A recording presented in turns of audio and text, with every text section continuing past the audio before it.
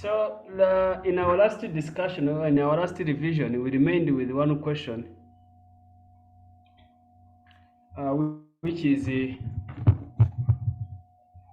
I think it was question number 5.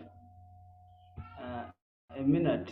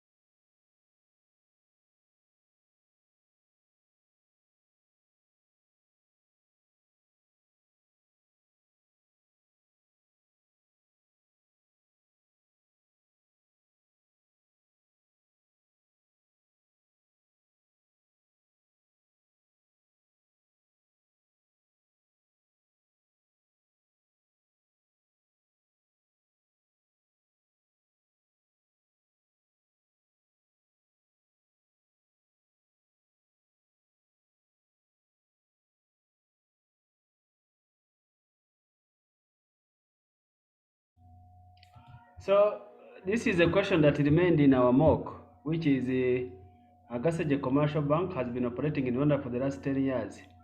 During the board meeting that sat on this date, the board passed a resolution to expand the operation in Eastern Province and to register with RDB and get investment license. This will require the bank to raise an additional capital of 20 billion. The member discussed on how to raise the additional capital that is required. Some board members were in favor of issuing 20,000 shares of 1,000 each, while others favored each a 13% debenture. I think some information is missing, which is redeemable in 3 years. The meeting ended without reaching the agreement on how the money should be raised. On that date, they applied for an investment license certificate, which they received immediately. So it means in this case, it is a registered investor. After various consultative meetings, they appointed you as their tax advisor after that. So this is the data we have been given, and we are supposed to advise the management on how to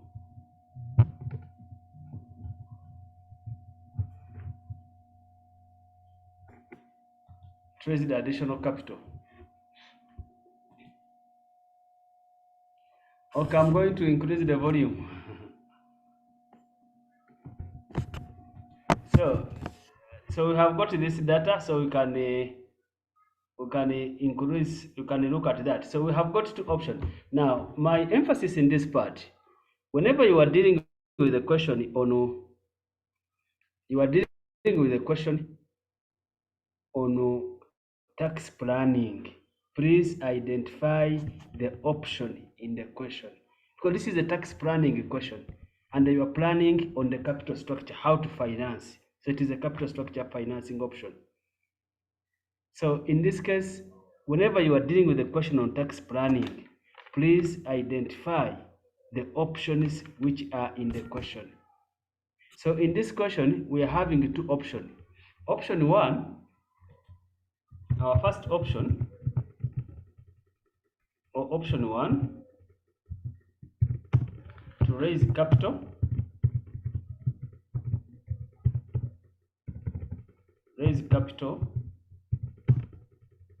through issuing of shares. That's the first option. The company to raise capital through issuing shares. Option number 2,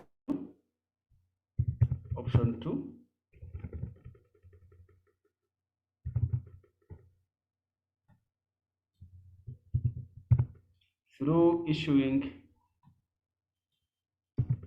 a 13% debenture. That is the second option. Option 1 is to raise capital through issuing shares, and option 2 to raise capital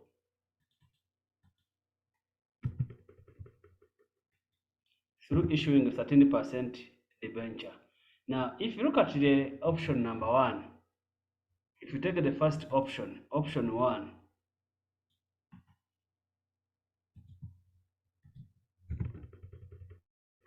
so we are going to issue the number of shares to be issued. Number of shares to be issued, they are 20,000 or 20 million, and the price per share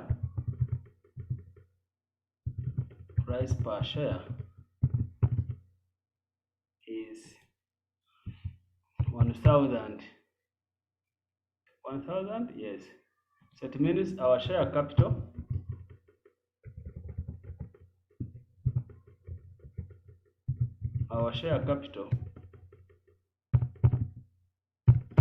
will be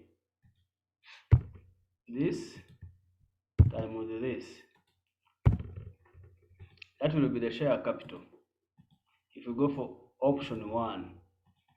And if you look at our question, we are not given a dividend per share.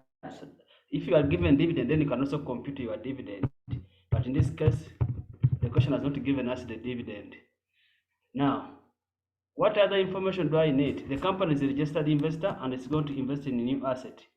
So in that case, I will have to compute my capital allowances. So my profit computation of taxable profits. So we have 2019, we have 2020, and I have 2021. And I'm going to recognize my profit before the interest, depreciation, and tax.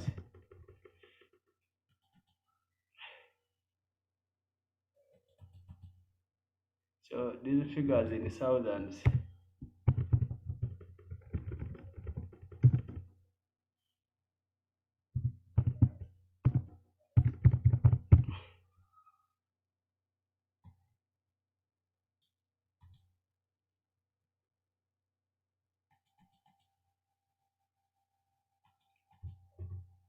So this is the 2,897,000.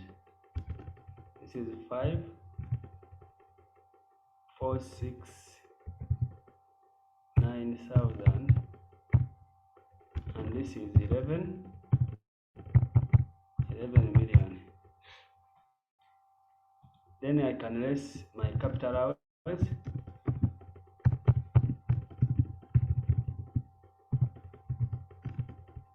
which is working number 1. So I'm going to have here my working 1 capital allowance.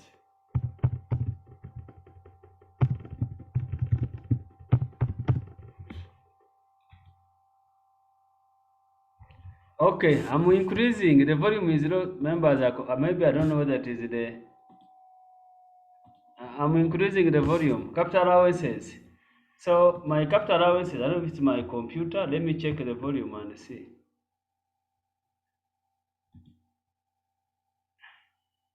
But still, it's okay. So it is okay. Probably it's me speaking slowly. So the asset we have, land. We have building. We have computer and accessories.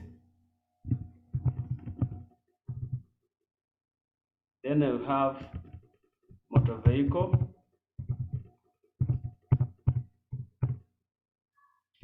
and we have furniture and fittings.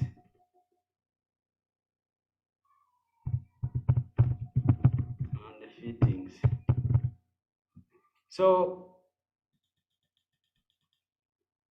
because we are starting, we look at the cost. What is going to be the cost of the asset? Here it is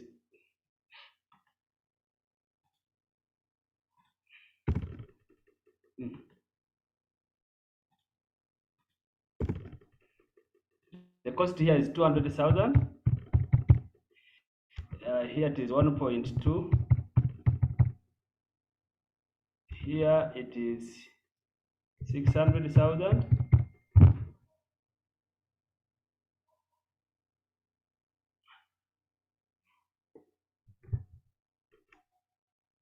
Here we have 140, and here we have 40. Remember, the question has told us it is a registered investor.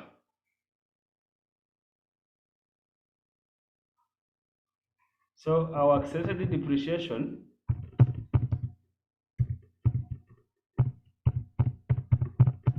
at 50%. So this is 2019. 2019. So here land we don't calculate, we don't accelerate because the land is not depreciating. So times 50%.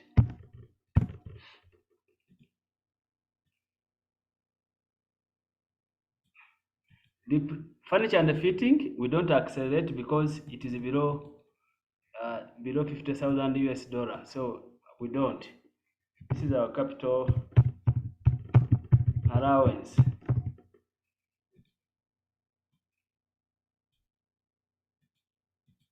Then our depreciation base,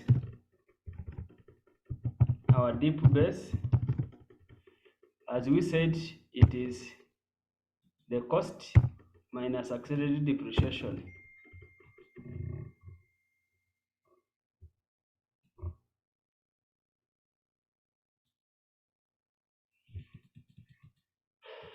Our deep rate, this is 0, this is 5, this is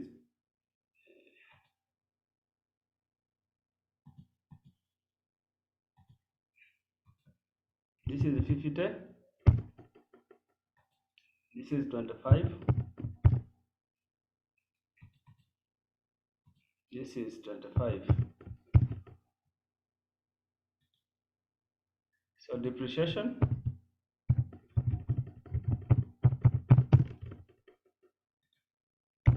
is this times this.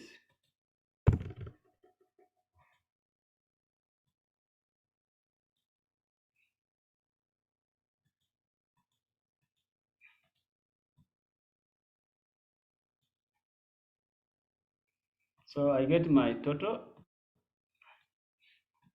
So that is what I will have in 2019.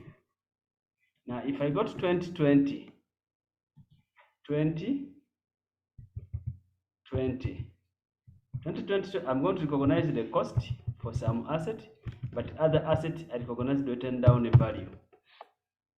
So I still have the same. For building, it is cost. Here I recognize the cost for this. For computer and accessories, I recognize the written down value minus this. Motor vehicle, I recognize this minus this.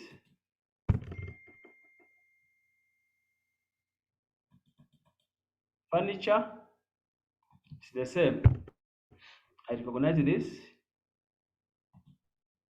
minus this. So 2020, there is no new asset. So in that case, I'm going to recognize the depreciation. Since there is no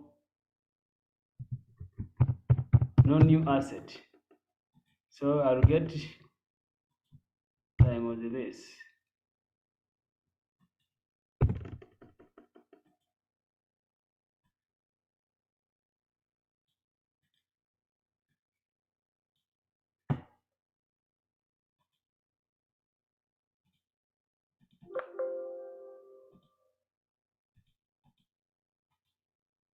So this is 20.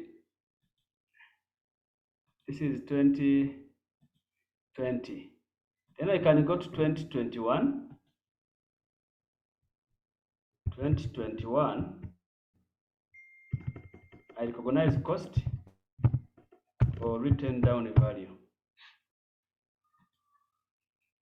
So I'm still going to get, for building, I recognize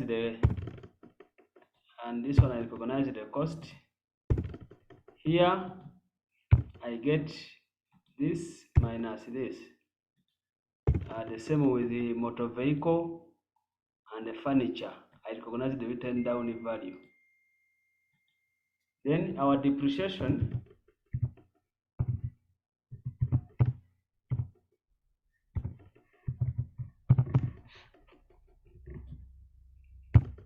I still have this times the rate.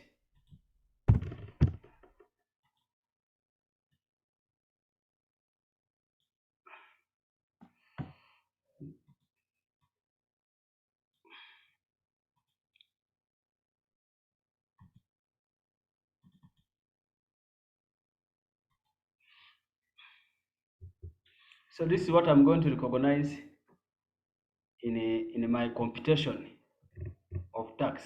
So here, my capital allowances, year 1, I recognize 2019, I'm going to recognize this. Year 2, I'm going to recognize this. And year 3, I recognize this.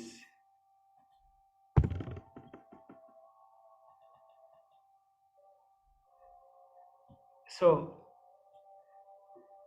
this is going to be my taxable income. Taxable income. Then my CIT at 30%.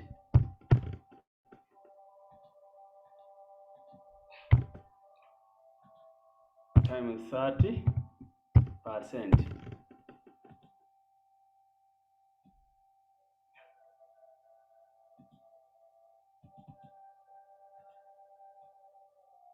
So that is going to be the total tax in case I use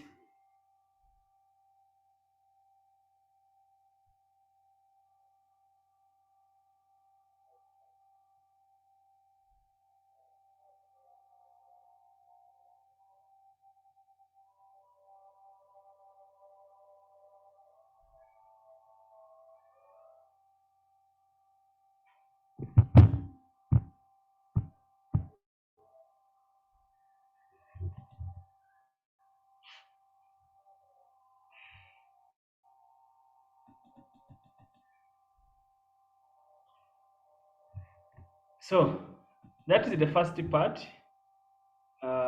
where we are using option 1. Now if you go to option 2, this is option 1. If you go to option 2,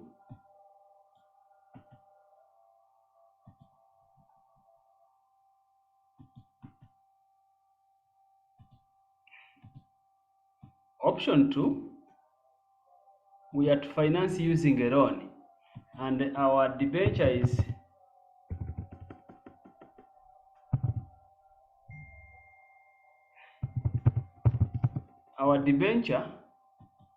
is 20 billion. Interest rate is 13%.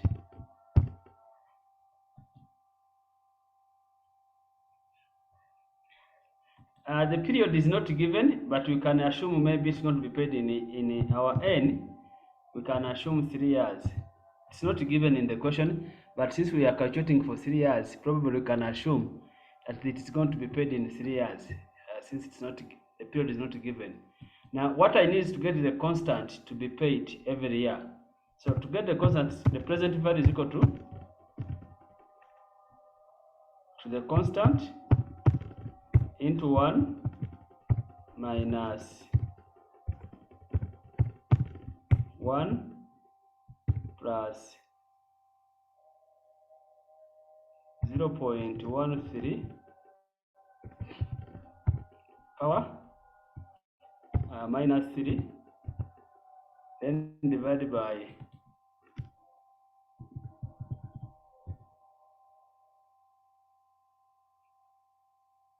0.13, where I can also put in here, and this is 20 billion.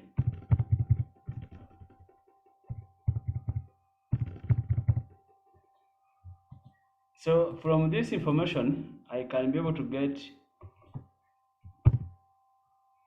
PMT.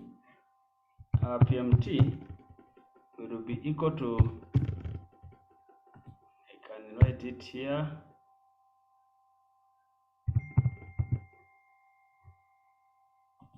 you can use your calculator, 13%, and this is the rate, this is the period, this is the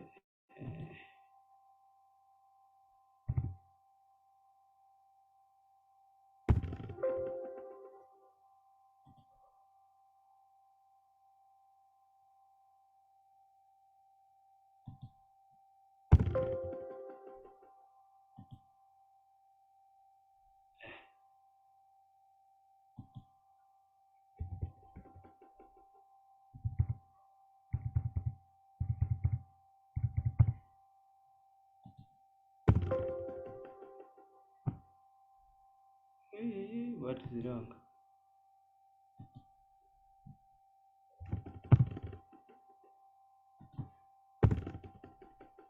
Okay, which is 8 470 439 402.39.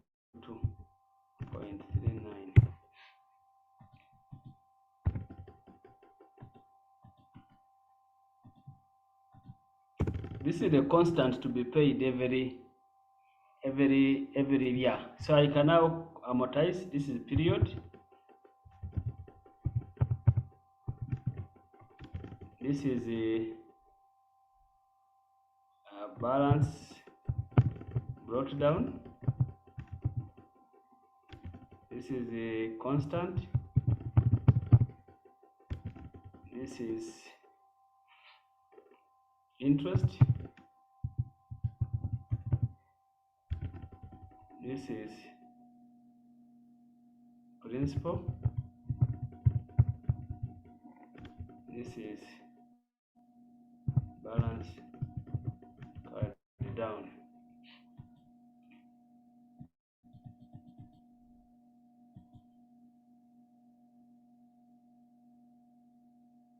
So 2019, 2020, 2021.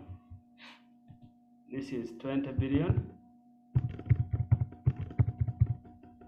I think we can remove 3 zeros because the other figures are in thousands. And the constant, we can also eliminate 3 zeros. 470, 439.402. Interest at 13%, so we are getting this times 13%. Principal, it will be this minus this. Then the balance at the end, it is this minus this. So which becomes the opening here.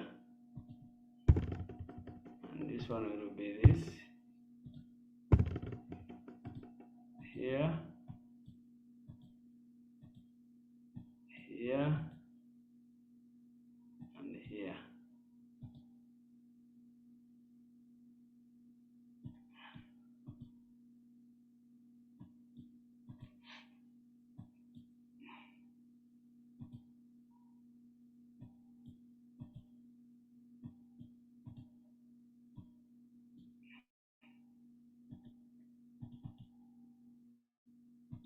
Okay, now this is what we want. These ones are what we want here. So now we can now compute our taxable profit. Computation of the taxable profits.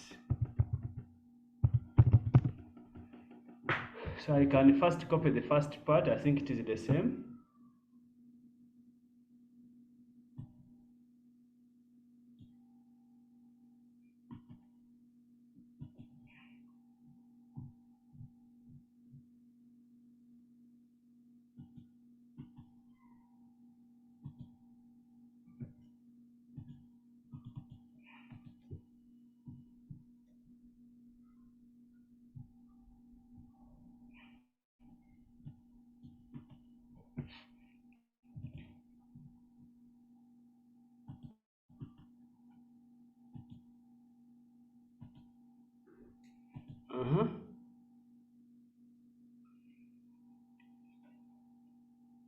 How can you know whether to use payment of principal in advance or in arrear?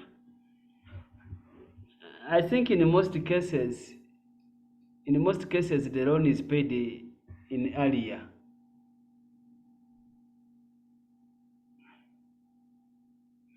The most cases, it is in arrear. That's why you just need to use the arrears. Okay, said I put the formula here. If this is my A, let's say this is A, this is my B, this is the, it will be equal to A times 13% the interest. Then here, this is C,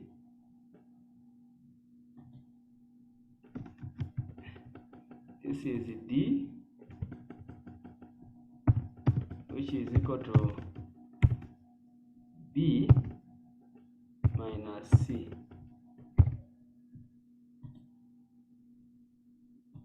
Then this is E, which is equal to A minus D. I think that's what you wanted. Someone was saying I put the formulas there.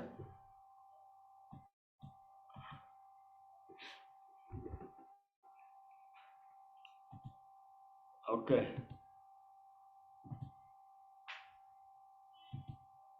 So then I can recognize this interest expense, which I'm going to copy from here. This is my interest. I have the interest here and the interest here. So my business profit or profit will be profit before tax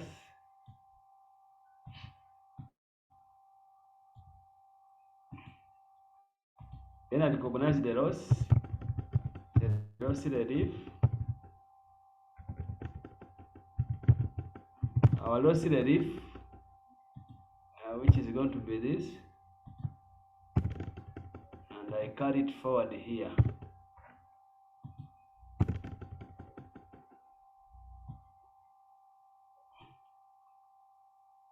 So my taxable is the taxable income.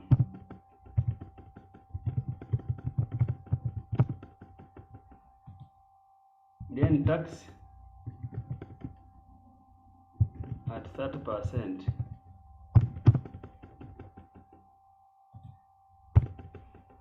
Have this times 30%.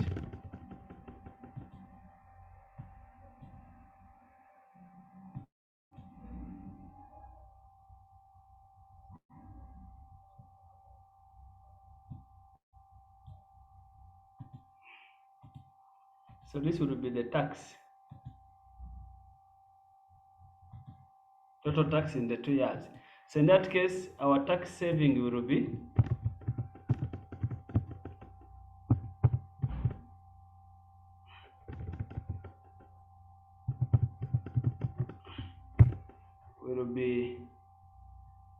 the other one was how much? 5393 5393 729 972 minus 1 5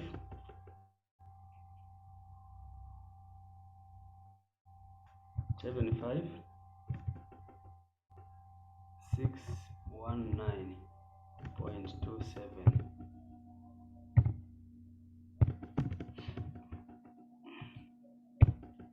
So it will be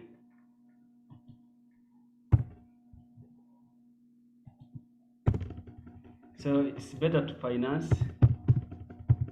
It is better to finance using a debt, since the company will save a tax of 3,818,353. I think that was the question which remained last time. I don't know if you have a question on it.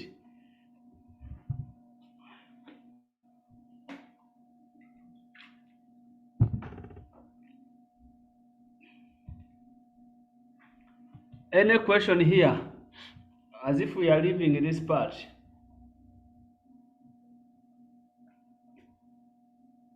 Any question? Please, if you don't have, put a comment and we go.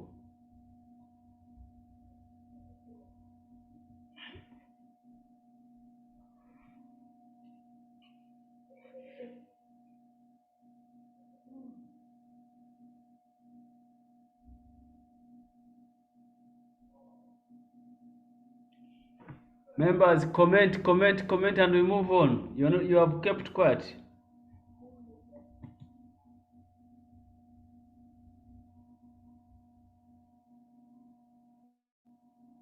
Okay.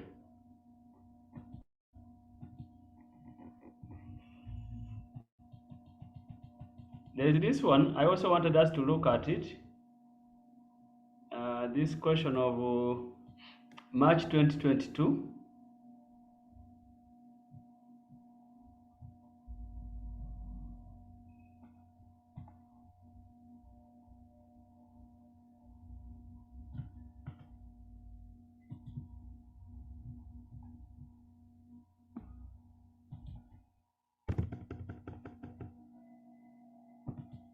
There's this question, March 2022. My interest was on valuation, but we can also look at the first part. But my important aspect was on valuation. Mutuyeyes Patrick is an employee in one of the reputable bank in Rwanda and works as a technical engineer. In addition to his job in Rwanda, he occasionally provides some information services based in Togo, West Africa. In the year 2020, he earned the following incomes. So the gross salary is 37, medical insurance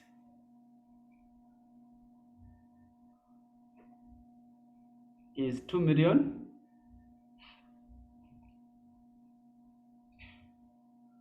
cash payment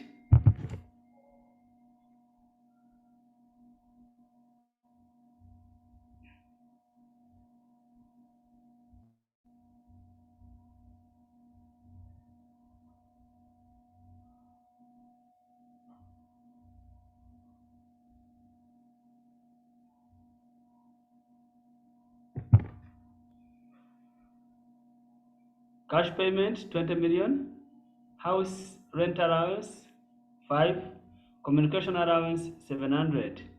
The banker pays school fees for his younger children, totaling to that per year. Transport allowance is that. Patrick also got interest-free service salary advance of 1 month from the bank in June, and this was paid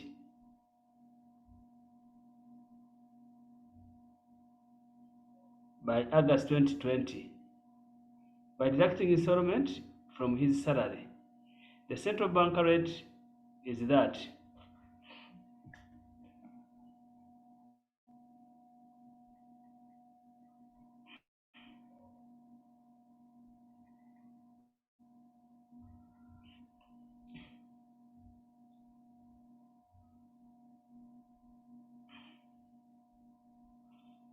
From his IT consulting service, he received this 30,000 from Togo and net that. Now, we are supposed to, I think I didn't put the question or what?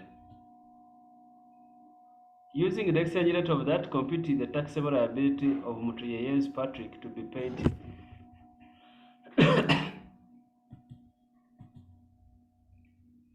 So this is employment. Part A is employment income. It's employment.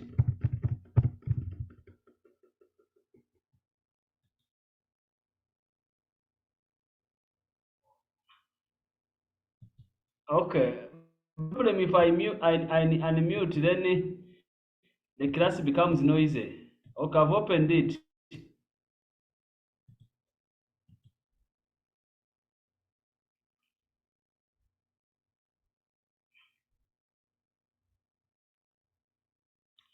I think I mentioned this in my last class.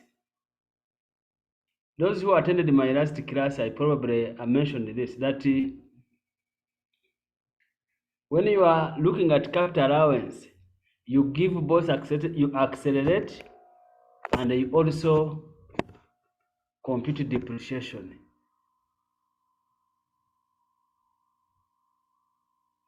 You accelerate and compute depreciation.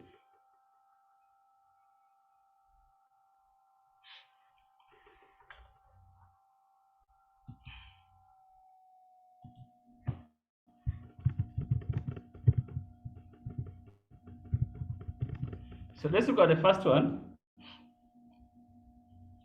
This is the annual gross salary. It is 37. It includes this. It includes the cash payment,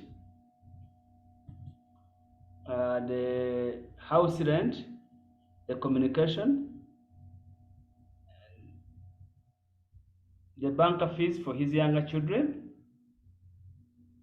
and the transport allowance. I think even the way it was computed, it was because I looked at it. Now, the question is medical insurance in a licensed medical provider? If the medical insurance is in a licensed medical provider, then that medical insurance will be exempted. That's where the question is. In that case, you're going to make an assumption in the question that the medical insurance is in a licensed medical provider and it does not go to his account. Because if this is a medical insurance that goes to his account, it's no longer exempted. So the assumption we are making here is that the medical insurance is paid in a licensed medical provider.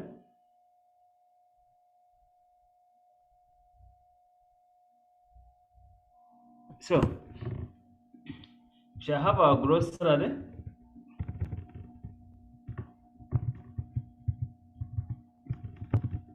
Our gross salary, which is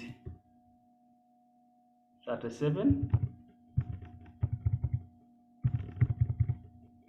Then let's exempt.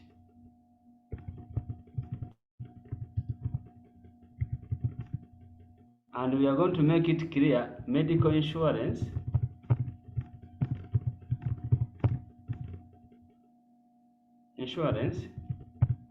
in a licensed medical provider.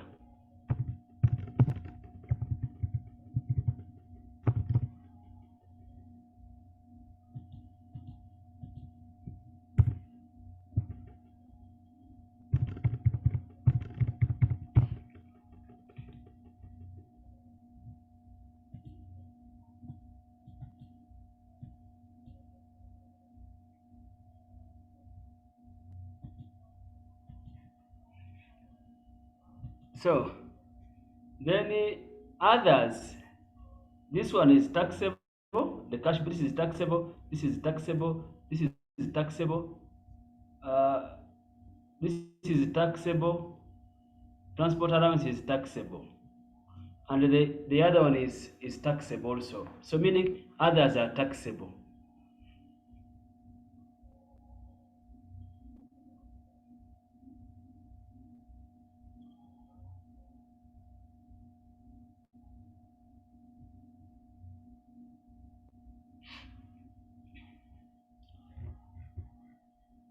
Or you can start with cash benefits, 20 million.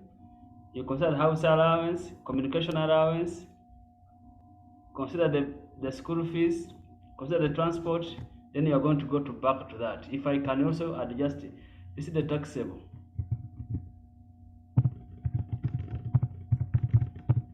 Employment income. I can start with my cash payment. It was poorly set, which is 20.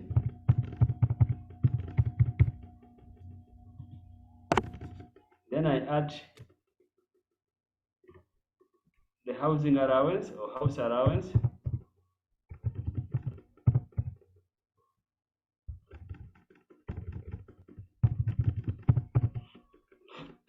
The house allowance is 5.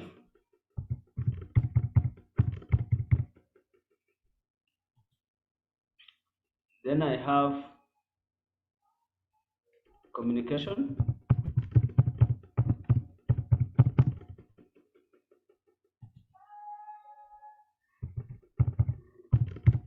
The communication allowance. Then I have the transport.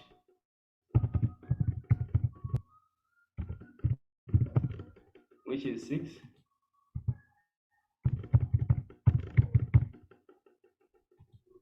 Then I have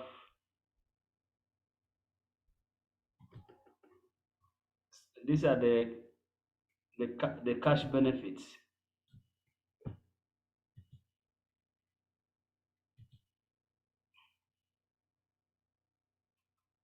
These are cash benefits. Then I have benefit in kind.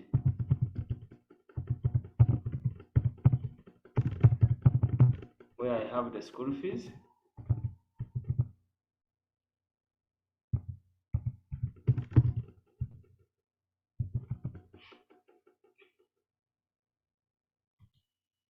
The school fees is 3.3.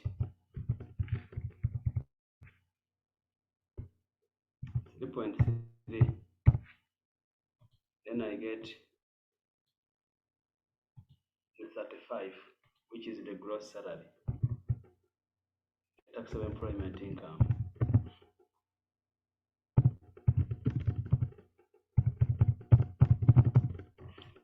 Now, I want you to look at this other information, which says Patrick also got interest-free advance of 1 month. The question is, why are we not including an interest and this one? The issue is interest-free advance.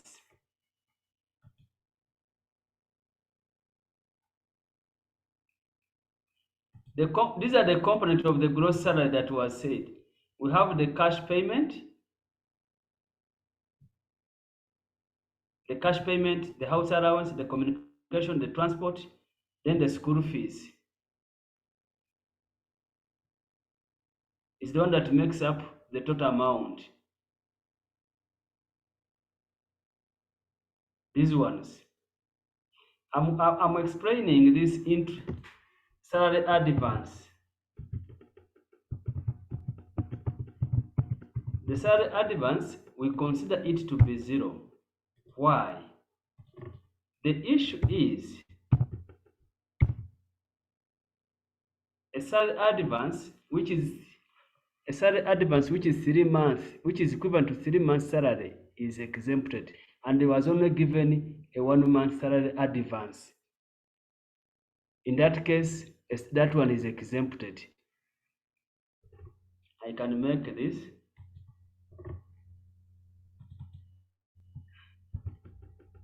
and say that the salary advance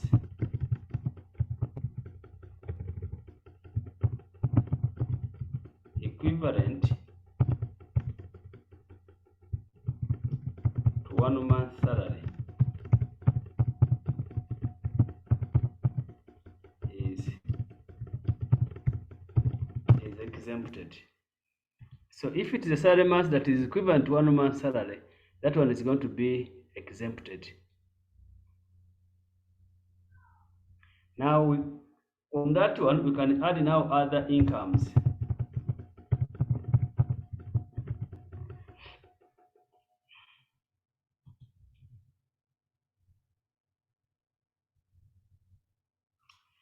Is 3 months a basic salary or a gross salary?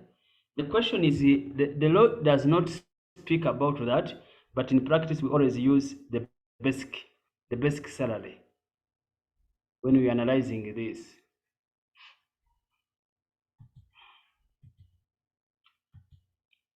Other incomes we have from IT. In Togo, Patrick earned this. This is what he earned, not what he received. This is the total amount earned. It means the 30,000 is gross. So we have consultancy fees.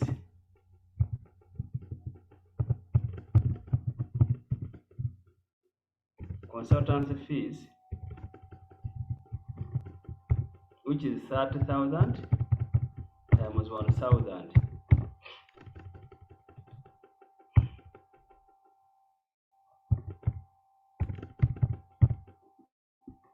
Times 30.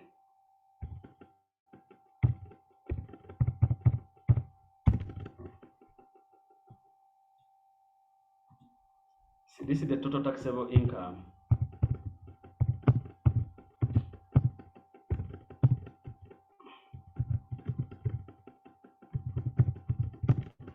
The reason I've added this one into this one because consultants is taxed the same way employment is taxed. Remember what I said the other day. If an income are not taxed the same way, please don't add them. If the income is not taxed in the same way, using the same tax, please never add them.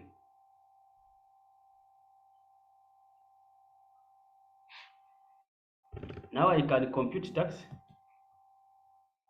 from zero, my tax liability. How do you do it, sir? Which one? When they are different, like when they incorporate something like agricultural production.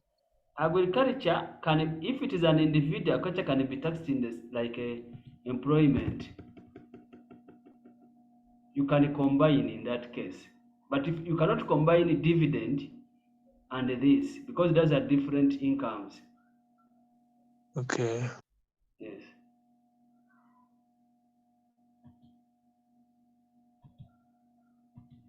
From 0 to 360, it is 0%. So we shall have 0 here. From 360 to 1.2, have 20%.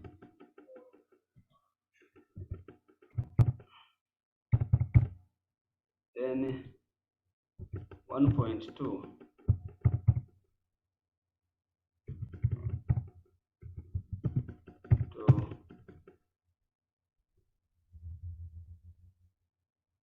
65 million. That is 30%.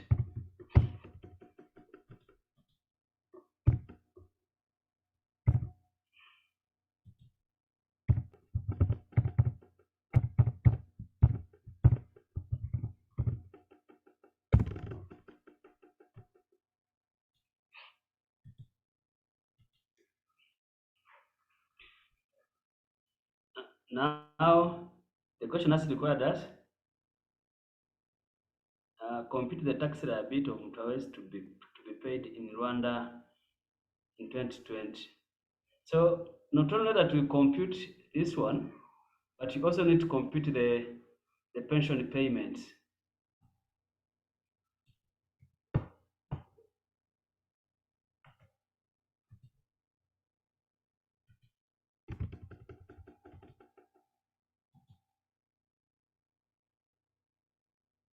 We have computed annually because I think the question is going, these are annual incomes.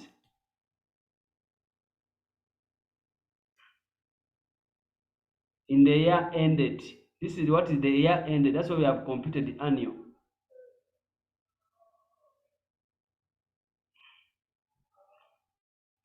We have calculated the benefit in cash. We have mixed employment income and other business income. The reason I've mixed Isaac, the reason I've mixed is that business income, the income from consultants is taxed the same way employment income is taxed. So you can add and less what he has paid outside. I've not even addressed less tax paid outside, which is going to be, remember our rule, a foreign tax cannot exceed a local tax.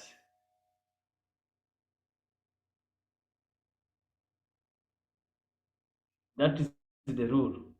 A foreign tax can never exceed a local tax. So in this case, I'm going to use 30%, although that is not the way we tax. Times 30 million, and I have 9 million.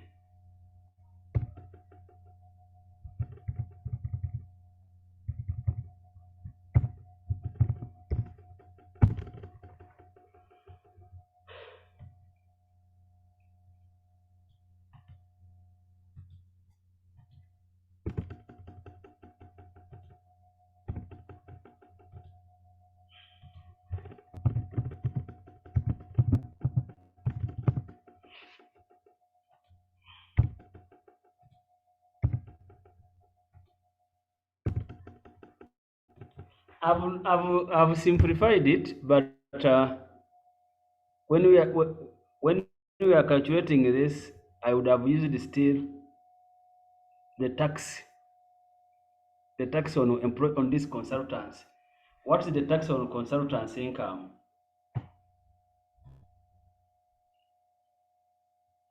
Before I can compute, I've assumed 30%, but that's not true. If I'm doing it, I have to look at how do we tax consultants' income here.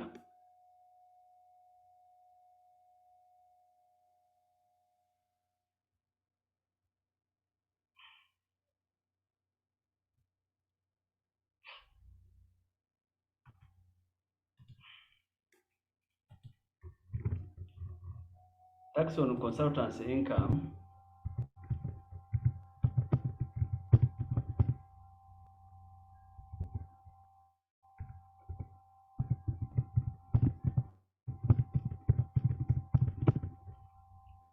It will be from 0 to 360. That will be 0%. This is 0. from 360 to 1.2. This is 20%.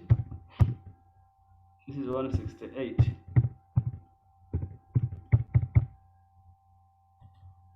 From 1.2 to 30 million. 30%. 30 million minus 1.2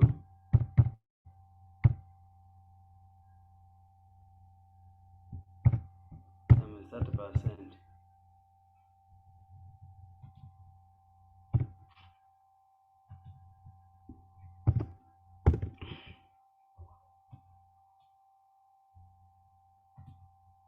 So this is what I'm supposed to raise here.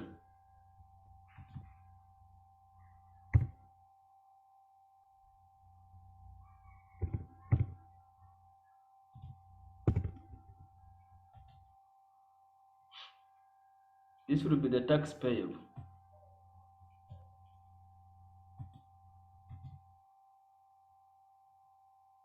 And if you have moved it together there,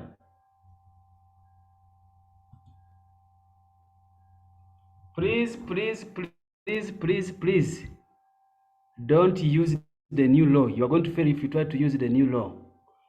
The new law is not yet examinable. It will be examined after 1 year. Please don't use the new law in your answering.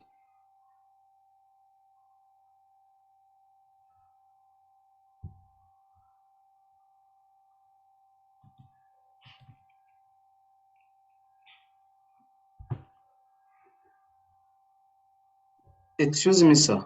Yes, please. This question is somehow confusing How? this way. For the beginning of the question, they are told us that salary is the gross. Yes. And I think the gross salary is taking like basic salary plus benefit in cash plus benefit in kind. And then below. Yes, it considered all of these ones. Yes. But I think it has been included in the gross salary. These ones are put, yes. Then you added back in the question. I didn't add it back. I was just showing you. I didn't add it back. I was just showing you. I can even remove them here. Should I remove them? No. Because we are not. I was just showing, and you see that in both we are getting the same taxable income as this.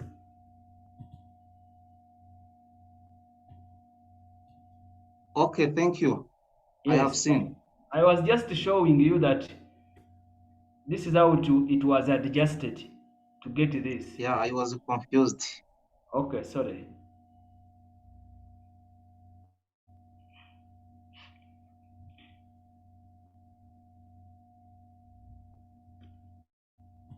I think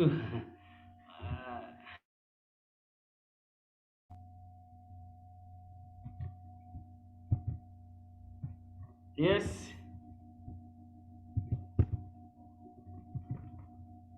Let me make it clear here so that you don't get why have you changed the 9. The reason I've changed the 9 million is that we don't tax 30% consultants. We tax in bands. This is an individual, it's not a company. 30% is for company. That's why I've changed that.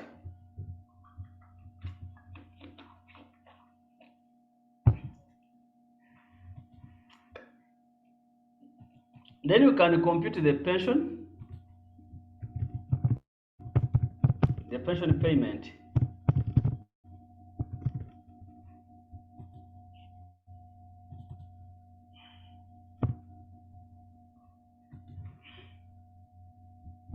So have employer. The pension is 5%. So what is the tax? The base.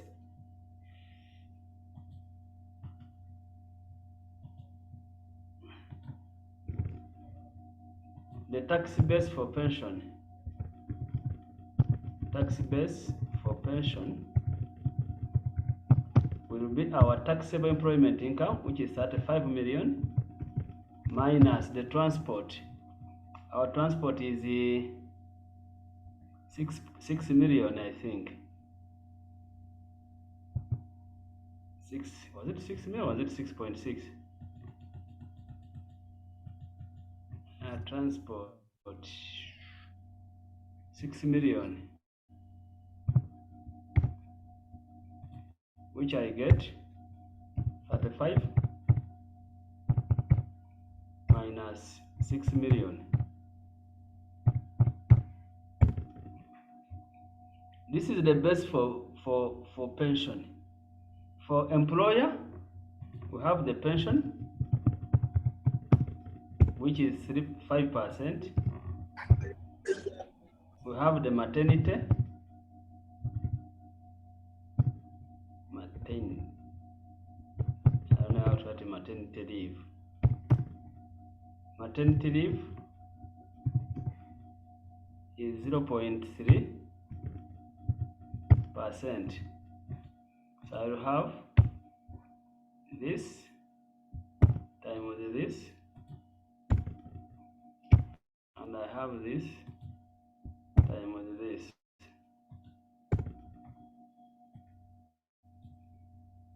That's the total for employer. Then employee,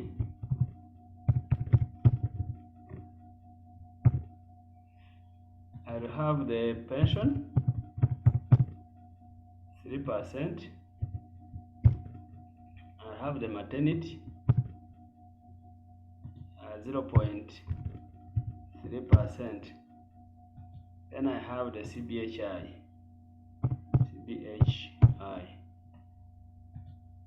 0.5%. For these ones, I have this times this. Then I have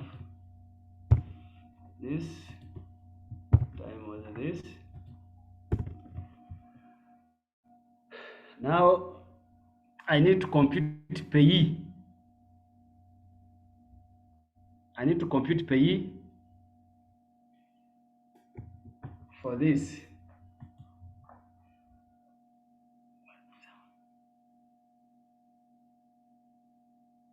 If you have a transport and a car benefit, please use both of them. The total of them becomes total transport an employee is getting.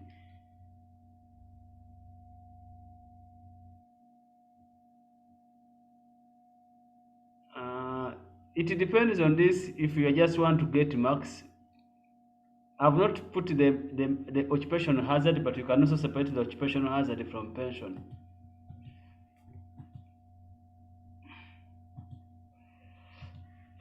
So I need to compute the pension,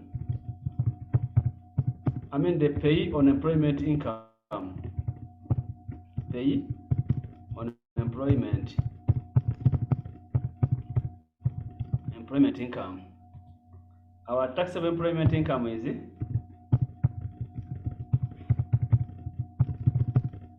employment income is 35 million. So from 0 to 360, we say it is 0%, and we have 0 from 360 to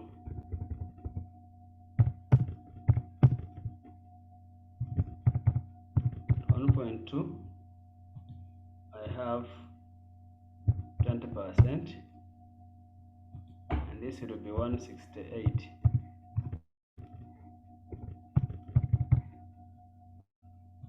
Then from 1.2 to 35.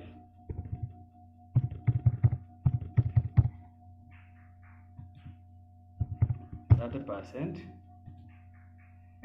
So I have this minus 1.2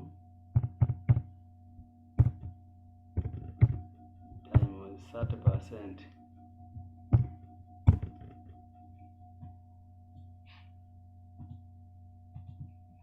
That's the tax on employment income. Now medical.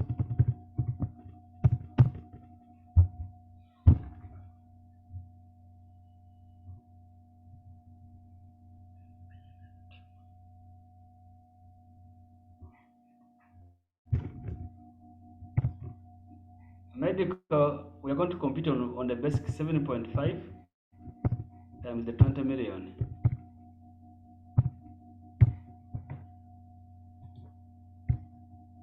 $7.5 times 20.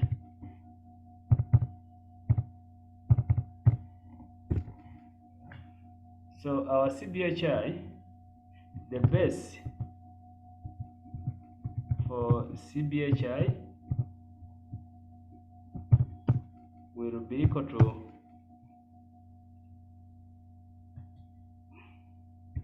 our employment income, which is this,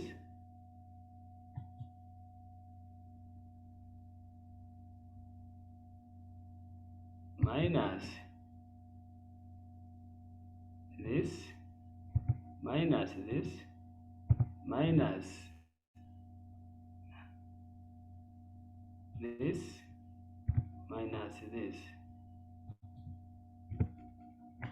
This is the base for CBHI, which is going to be now this times this. And I have what to declare here. I don't know if you have a question here, but that's what you need to compute on our employment income.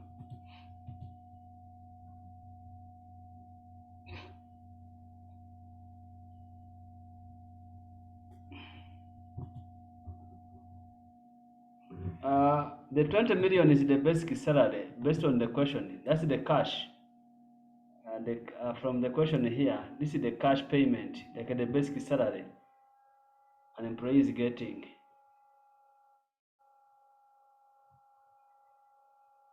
Hope you are seeing it.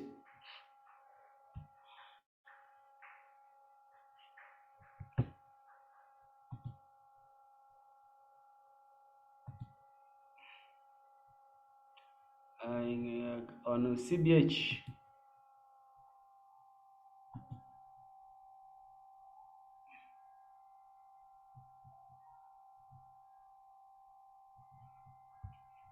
all companies are not in any okay, yeah, it is not statutory, but when you are computing net employment income, you must less the medical. Yes, it is true. Not all companies pay under medical pension, medical scheme. But my worry is that when what is the net salary? You have to less that. The minimum we know for medical is 0.5. That's the minimum. So if the question is silent, for me, I guess you can still calculate the medical from that.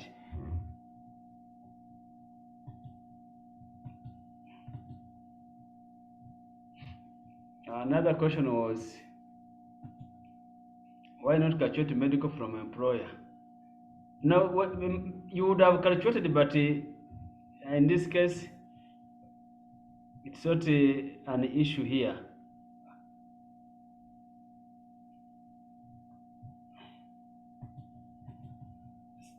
Okay, so that is what we can talk about this part. And the second part I want us to talk about is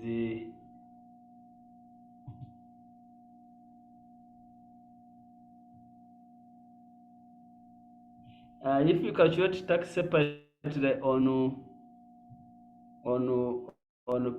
payee and on income, it will be corrected.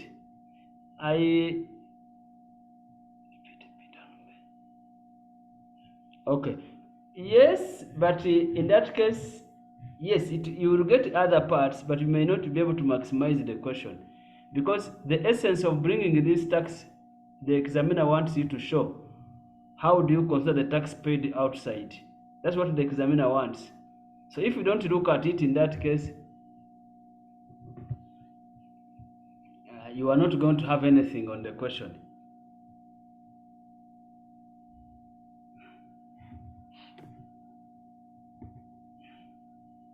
Okazaki wants us to look at the payer. So on CBHI, I said you'll have the employment income minus the pension, minus the payee, minus the medical. If medical, you're calculating medical, because medical, as someone was saying, it's not mandatory. But the pension minus payee minus the medical, then you can get the best for CBHI. That's the net salary. Maybe I can put here net salary.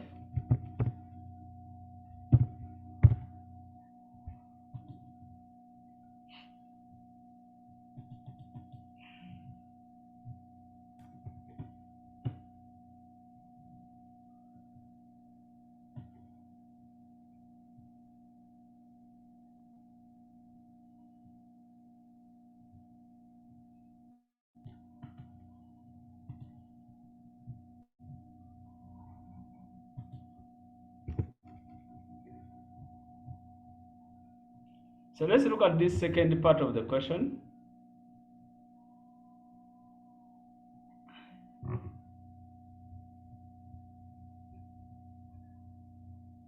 The second part of the question, part B.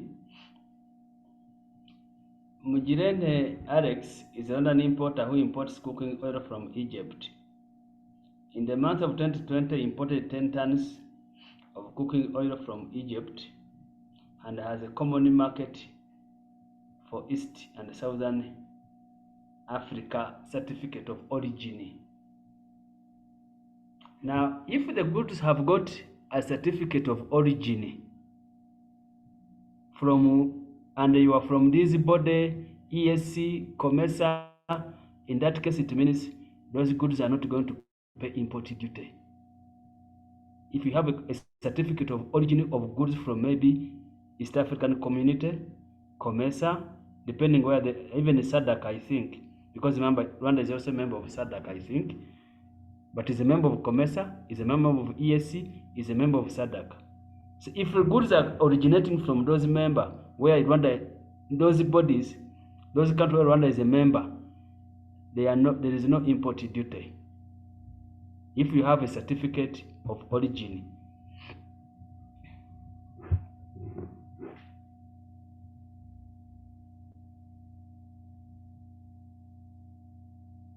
But I don't know whether Egypt is a member of COMESA. I'm not very certain about that.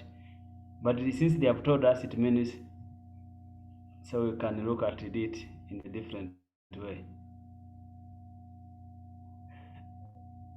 So we can now look at the ex-factory price, transport to the loading site at the sea, buying commission. Remember we said a buying commission is not considered in evaluation. What we consider is the selling commission. So buying commission, we don't look at it, is exempt. But what we could look at is the selling commission. Insurance to Mombasa, this one is considered. Sea transport charges to Mombasa, this one is considered. Freight charges from Mombasa to Rwanda, this one is not considered.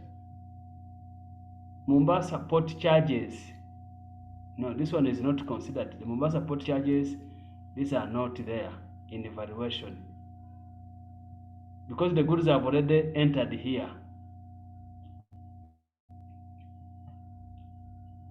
Using international tariff classification, it was found out by the customer that the packaging drums of cooking oil were separate from the product and were given in its value of USD this. So he purchased the packaging products at this. So in that case, you are going to consider them. So compute the transaction custom value that will be used to determine the custom duty in Rwanda and how much taxes will you pay? So we can look at that question, which is now a very common part in examination. If you look at the trend now, custom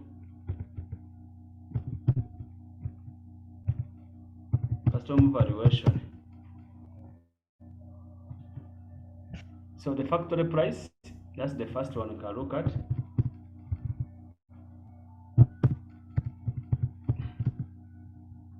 The factory price is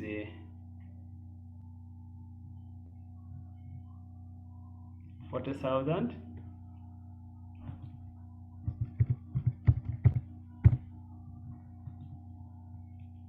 Then we have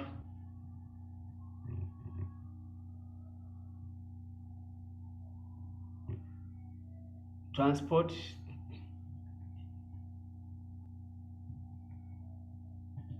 to the port,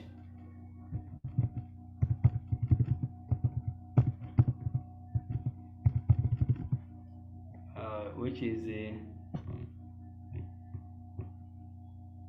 transport to the port is 200 per ton. So 200 per ton, it means 200 times 10 ton, which is 2,000.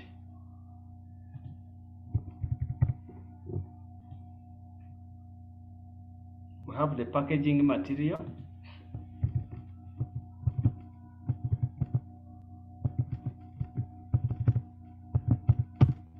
which is 17.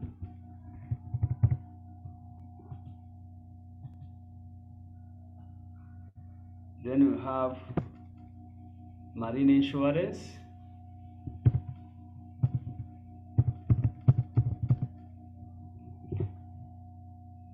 the insurance is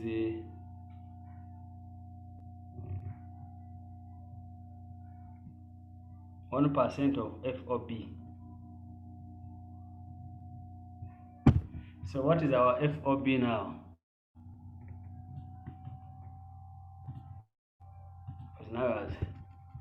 So if I get this,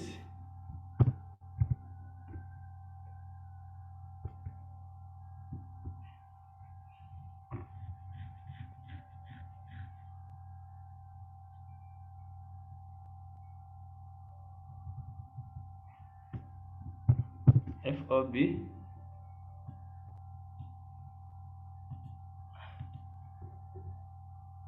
then insurance is 1% of FOB, is this times 1%.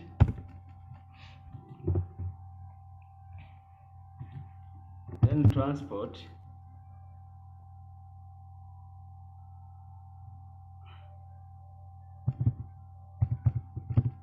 to Mombasa,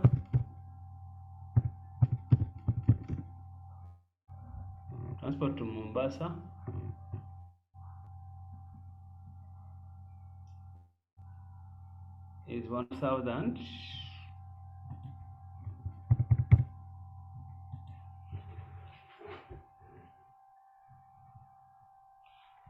For me on my side, this sea transport charges to Mombasa, flight charges from Mombasa to Rwanda, this one is not considered. Mombasa port charges, those ones are not considered because the goods have already reached the country by then. So the Mombasa port charges, the port charges that are considered are the port charges when the good reaches in Majerwa here.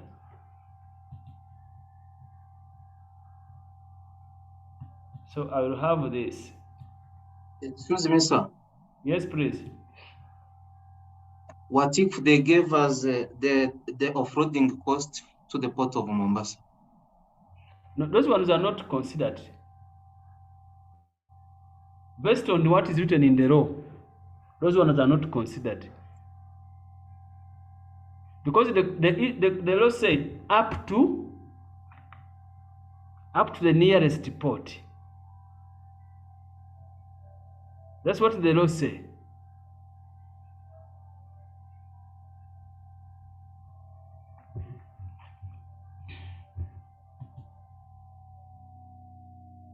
Yeah, the port charges in Majerwa are considered.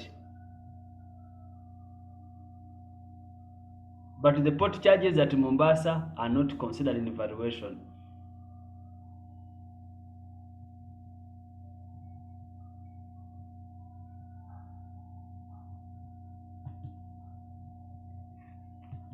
So this is going to be my CIF of the goods. Then exchange rate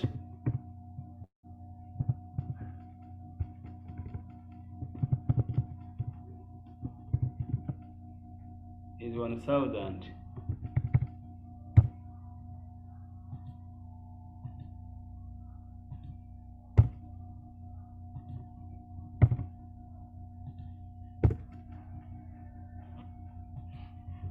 Now, we have already said that since the goods have got a certificate of origin from the member, so the import duty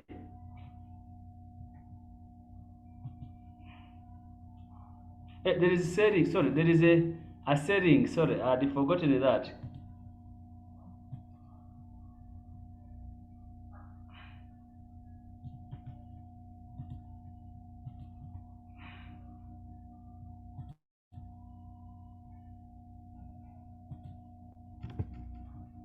There's a selling commission. This one is considered. The selling commission is 500.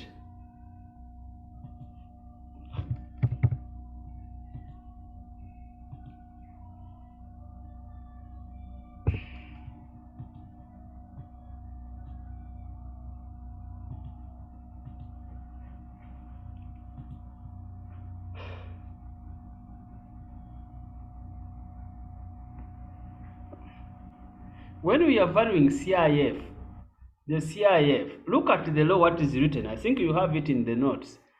Look at what is written in the law. The law says the custom value or the CIF you value at the up to the nearest port.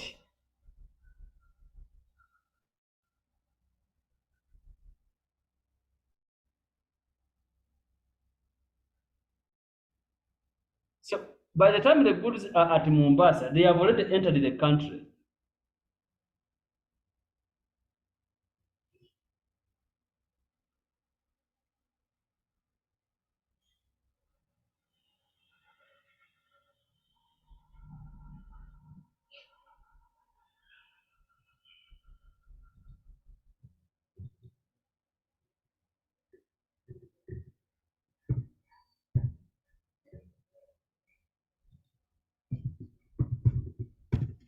So this is the CIF in France. So our import duty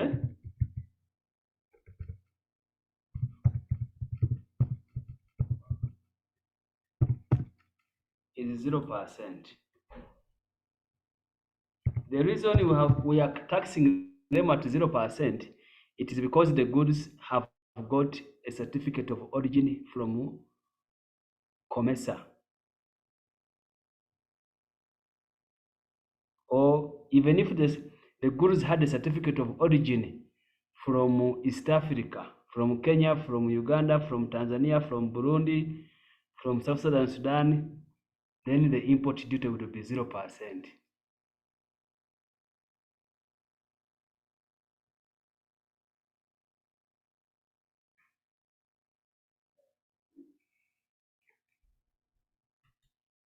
Then excise tax,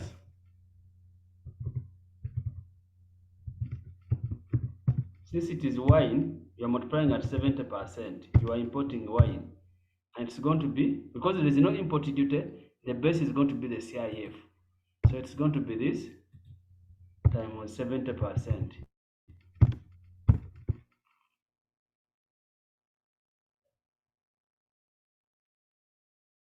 So the Majerwa charges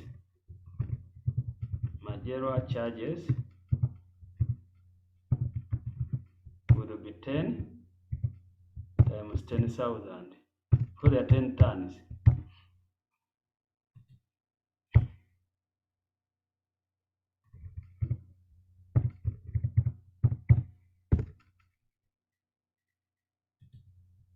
So our custom value will be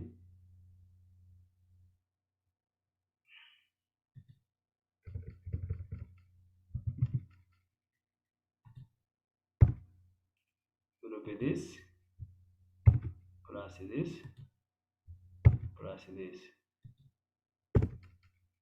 And from here I can compute my VAT at 18%.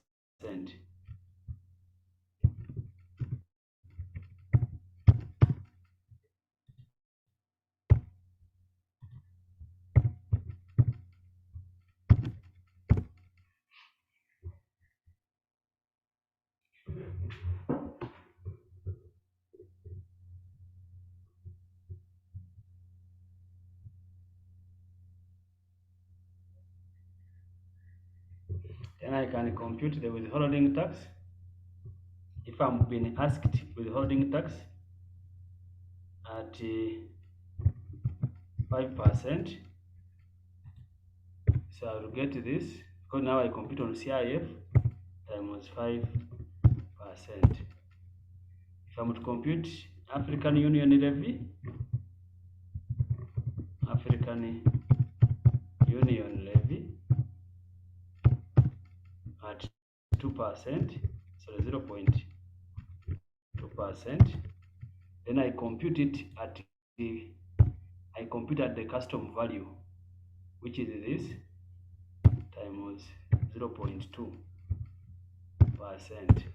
These are not given, I'm just providing that suppose these taxes are also given. So marginal charges, we use it as a cost in the computation of VAT. There's no way you can skip the marginal charges.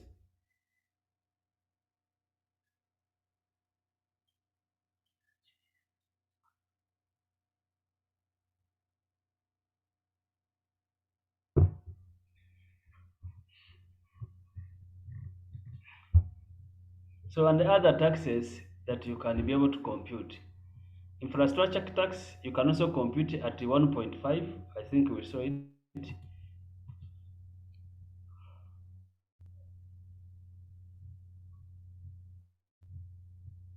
So that was the question on that. I don't know, there's a part that remained because I'm seeing the marks are not full. I don't know which part that I didn't capture.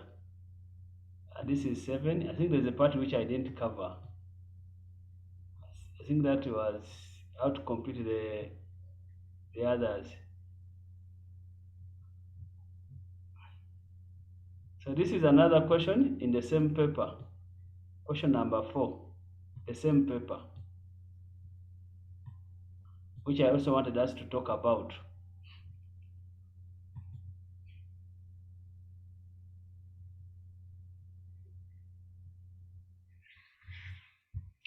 The components of FOB, that will be the purchase price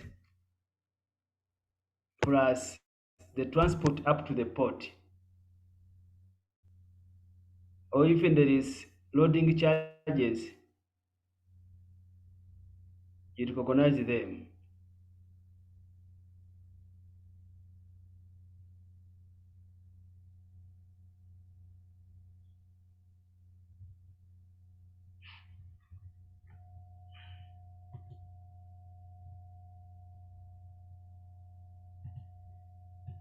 So question 4 of the same paper, that is March 2022.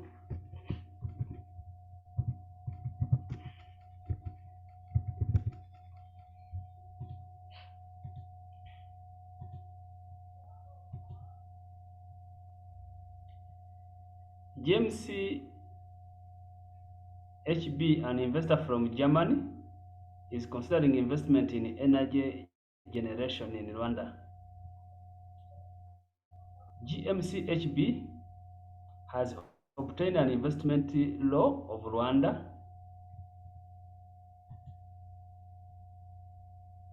No, you can compute any tax that you can compute. Don't make chances.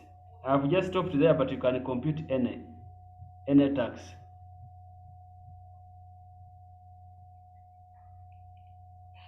The investor has approached you to advise on the below article in the investment code.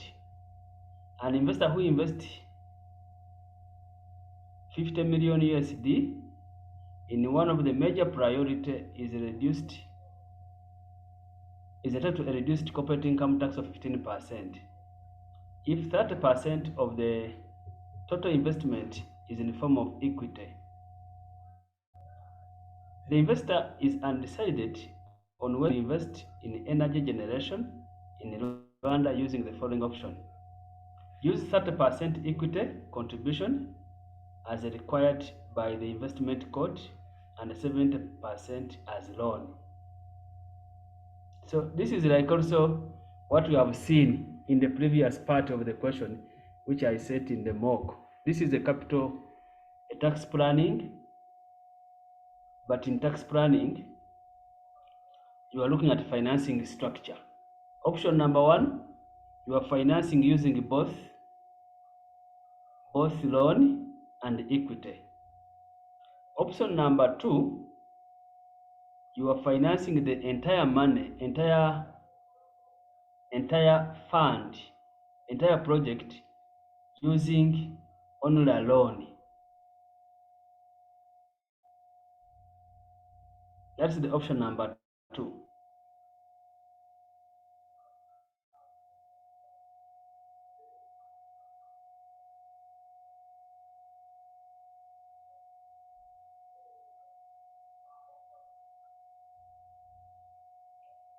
Now, so what is our solution that we can write on this question?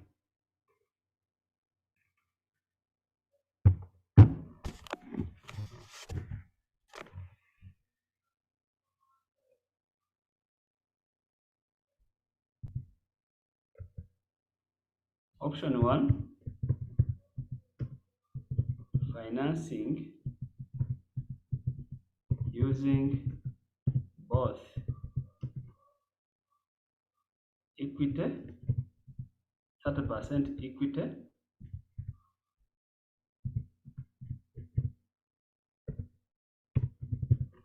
and 70% loan. Now, if you look at that law, that investment code of 15%, it says that if he's a registered investor who has invested in the priority sector and has invested 50 million, then that investor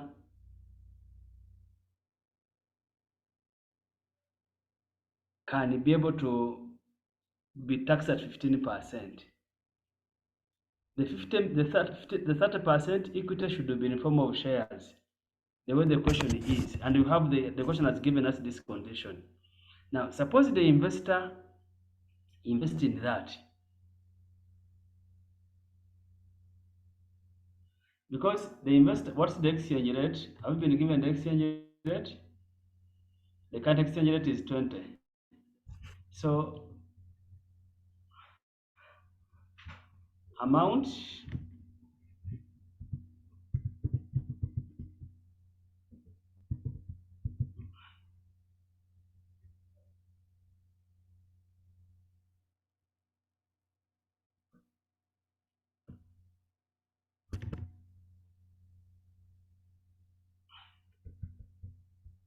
investment amount invested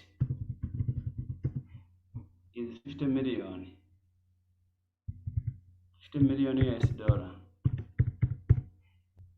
and of this 50 million, the loan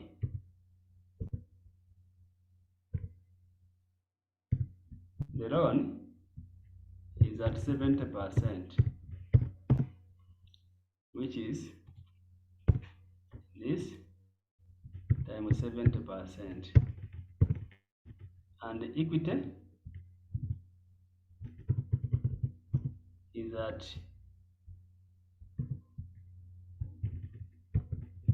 30%, which is this times 30%. Interest rate on the loan, interest rate on loan is 18%. Expected profit have been given to it.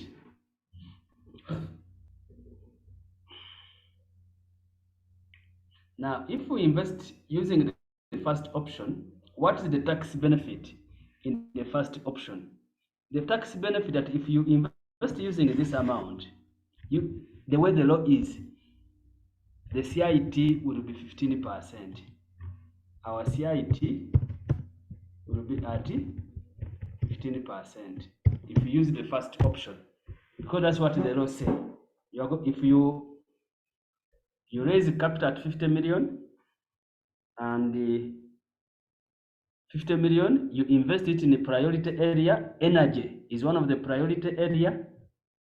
In that case, the CIT, you will be taxed at 15%. Now, we can try now to work us through. What is to make a profit of 20 million? Our estimated profit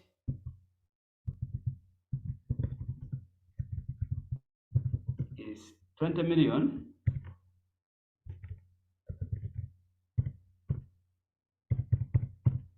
times the exchange rate of 1,000.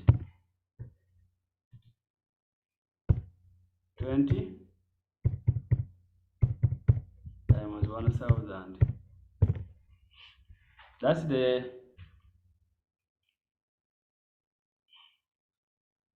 now. If we finance using this, we shall have this interest. So I raise the interest to be paid. Less interest to interest, which is going to be 35 million times 1,000, because I need to exchange it, then times 18%. I get the interest.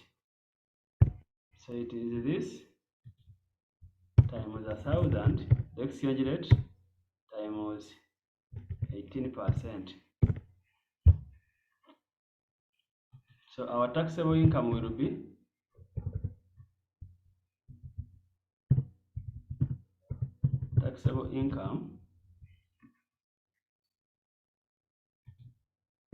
this minus this.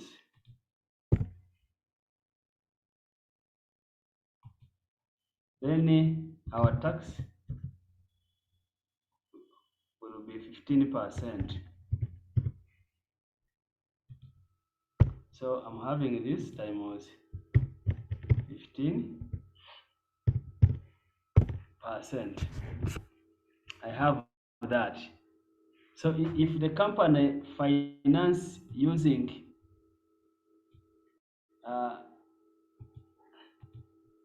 30% equity and 70% loan, it will pay this amount of tax.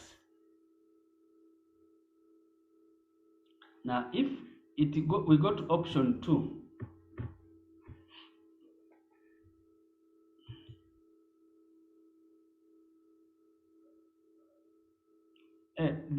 the proportion, no, because yes, the proportion of debt to equity, the thin capitalization,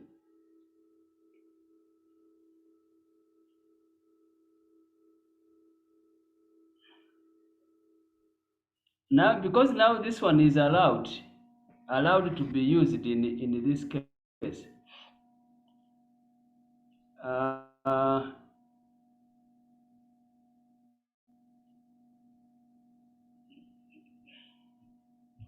We can calculate the thin capitalization.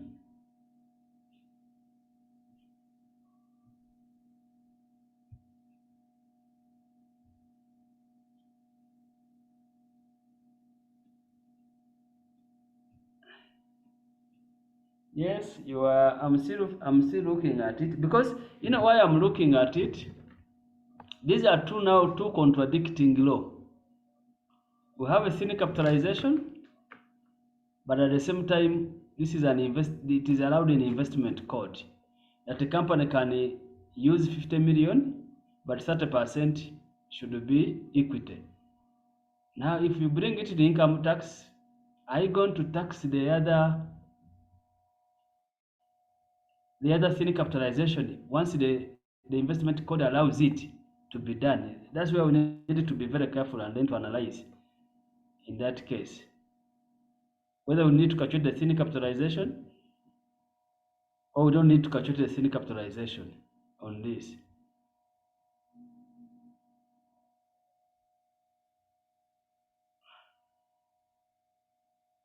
Because the investment code allows you to use 30% equity and 70% debt. Now, once you come to income tax, will the income tax look at the thin capitalization part, or is not going to look at the thin capitalization part? That is a challenge now we are meeting in the question.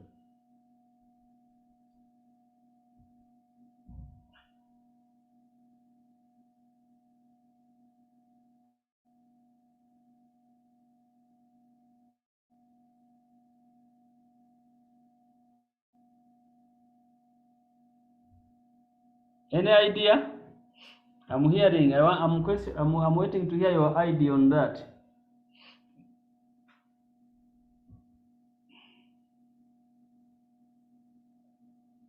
We don't have any idea, so we are all depending on you. No, because we already did the same law. We already did the same law. My issue is the investment code allows this type of financing that you can use 30% equity and 70% debt, as long as you are using 50 million US dollar and you are a registered investor. Now, if you bring the money into income tax, what will happen to income tax?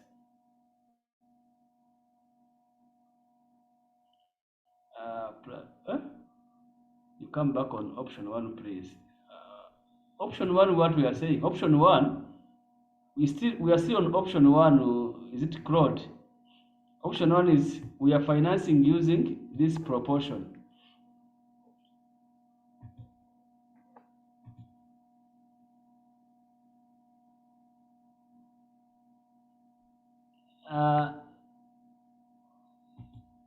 Because that's the challenge we are facing here. For me, I'm not seeing that we are using the thin capitalization. Probably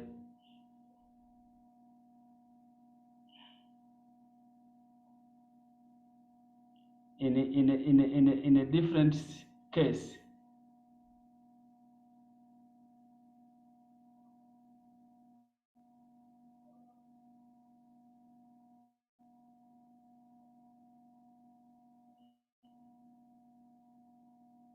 There is nothing in capitalization, sir. Okay. Then if you go to option 2,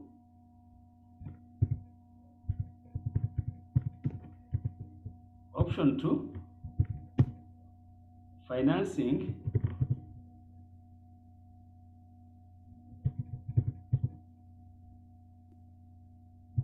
a 100% using debt.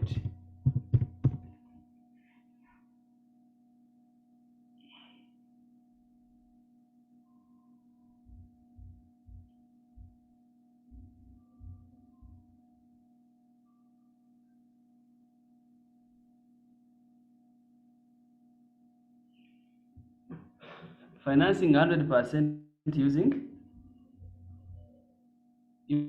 debt. So if you are to use debt, it means you still have amount invested is 100. Sorry, is 50 million.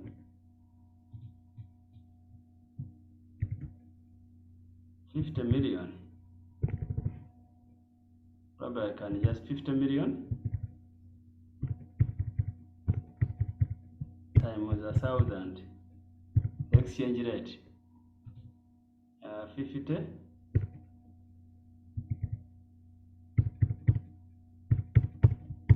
times 1,000. So So that will be the amount to be raised on this.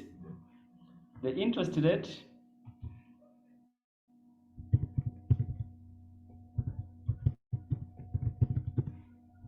at 18%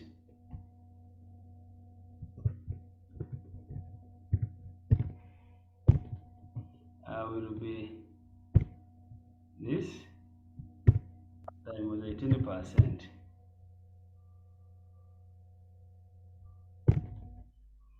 In this case, we need to get the proportion. What's the proportion of debt to equity? Because in that case, we said that equity should not be 4 times more than the equity. So it means equity would have been how much? Allowable interest will be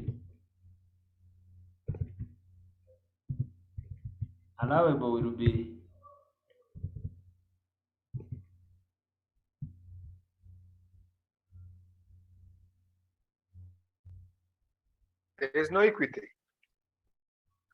But what would be the allowed debt? There's no equity to have been given. With the option number 2, there is no equity. They say that the investment will be based on loan only. So there's no need of it. But of course, by the law, you cannot be allowed to take the whole of this as interest. Isn't it? In this case, you need to look at the thin capitalization. Yes. So what is the thin capitalization here?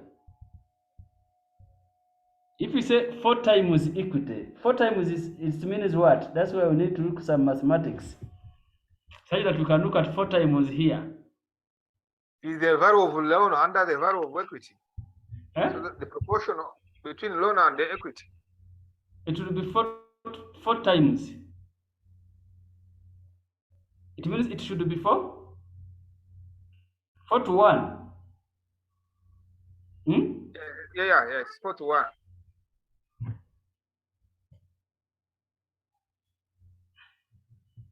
If you say 4 times equity, that's why we need to put some mathematics. 4 times equity, what does it mean?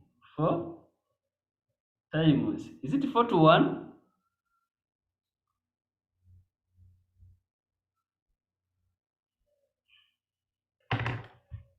Can you say 4 over 5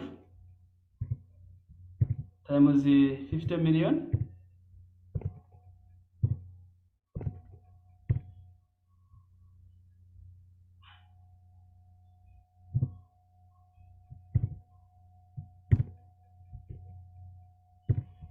I don't know if it is okay.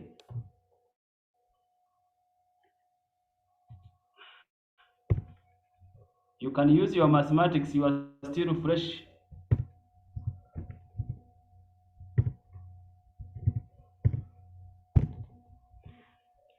Isn't it like that? So it is not understandable. I think if in a capitalization, it is the equity times 4.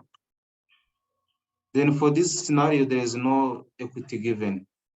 Of course, there is no equity. We ignore equity because it's option number 2. I want you to listen to me.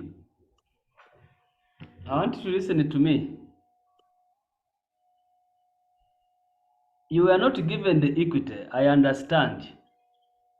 Is it okay? But based on the law of thin capitalization, you cannot use a loan that is 4 times more than the equity. So the maximum loan should be 4 against 1 equity. I think it is for related parties. I think the law says that is for related parties. Even if for general, that's how it is. In the other books of handbook, you check the handbook of Rwanda Revenue, you'll find that one. In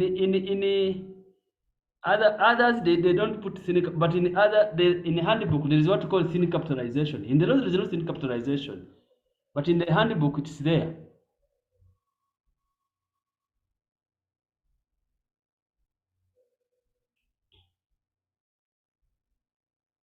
Then where does 4 over 5 come from? Yes? This 4 over 5. That's why I was using my small mathematics. And I was saying,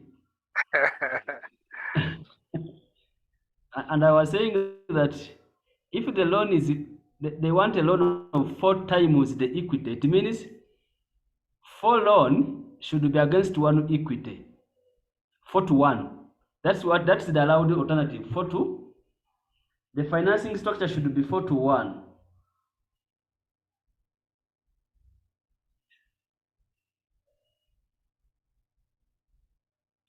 Do we agree with your mathematics also?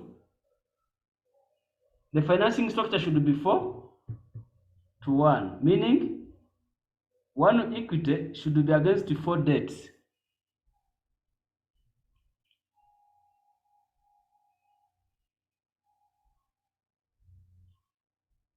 So in this case, the allowable interest will be this. This will be the allowable interest.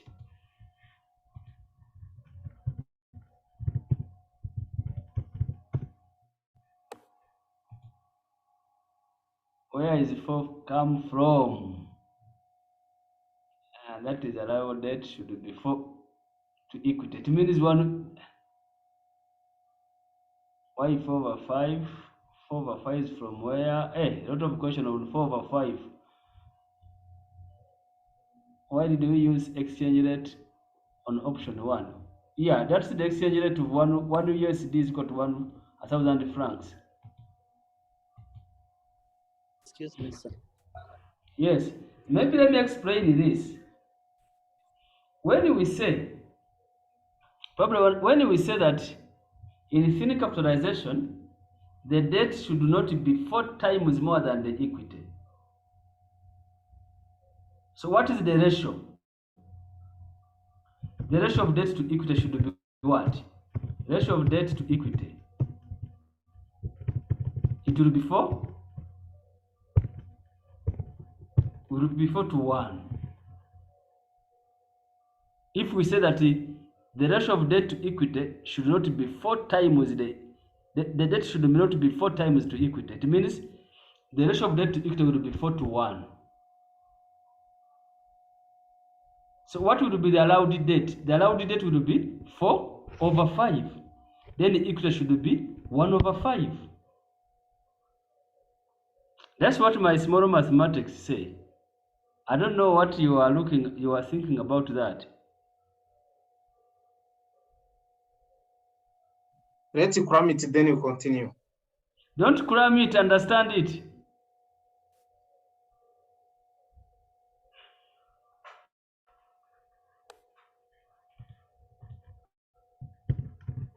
Our taxable? Excuse me, sir. Yes. So under option 1, We should.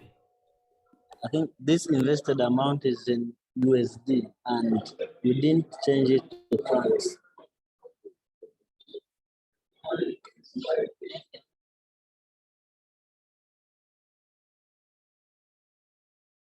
What? Under option 1, the invested amount, we didn't change it to francs. The invested amount? We didn't change it to francs. But how will you get the profit down? How can you compare francs and dollars?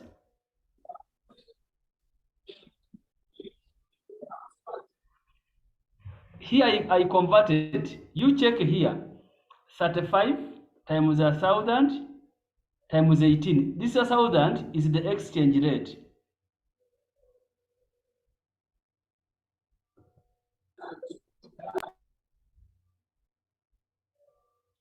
Yes, please you consider the thin capitalization.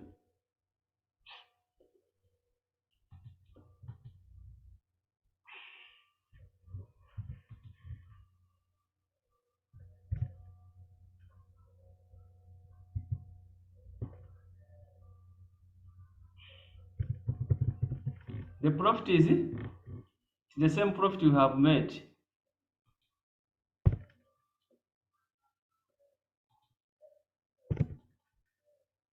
Then less interest.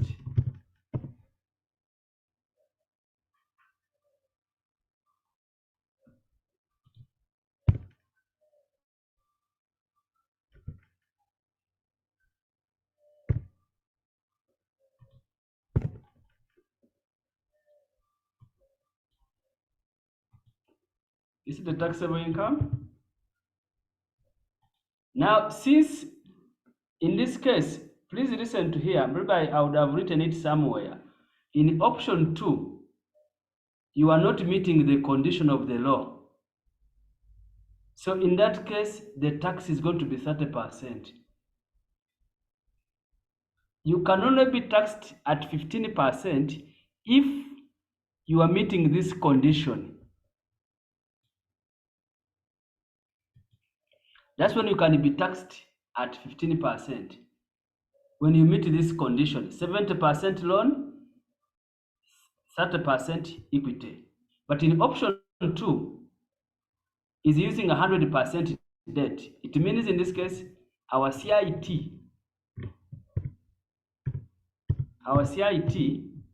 is going to be at 30% because you don't meet the condition.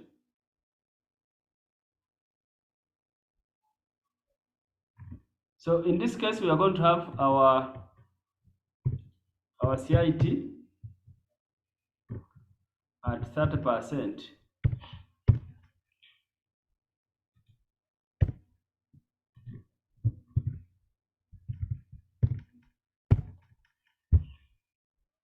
This is going to be the tax.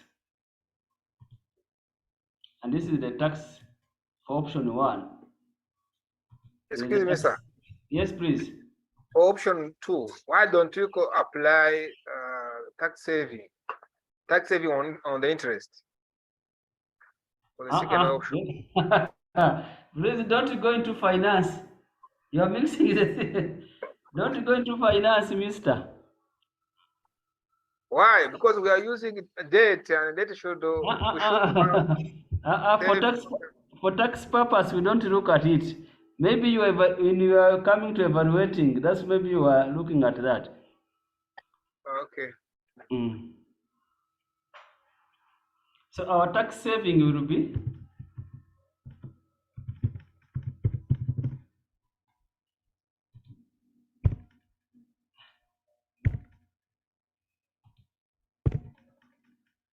so it is better to go for option 1. It is better to go for option 1.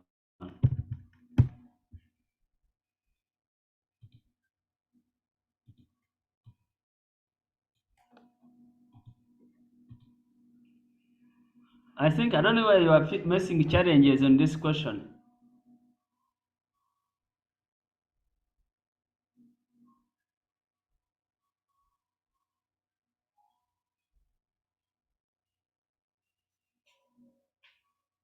Any challenge? How did you get that 20 billion as profit? The profit is given in the question. It is here. 20 million US dollars.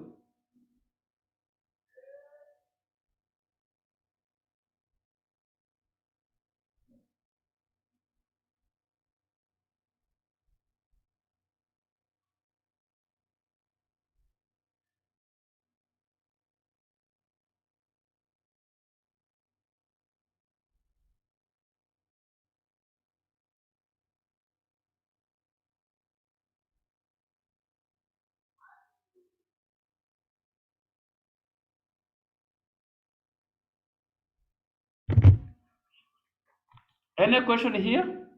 Please understand this rule. The rule the examiner is examining. That's why you need to be very careful. We have got different rules, but try to understand this rule. The examiner was examining. The issue is,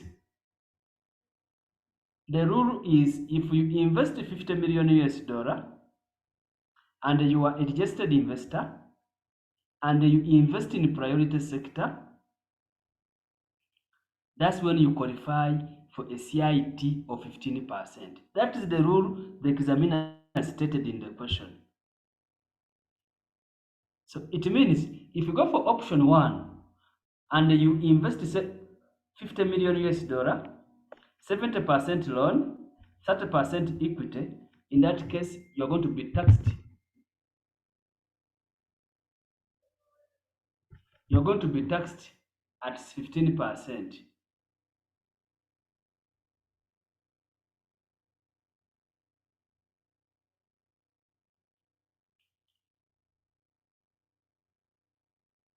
Now, if you go to option 2, if you finance using debt only, you don't meet the condition of the law.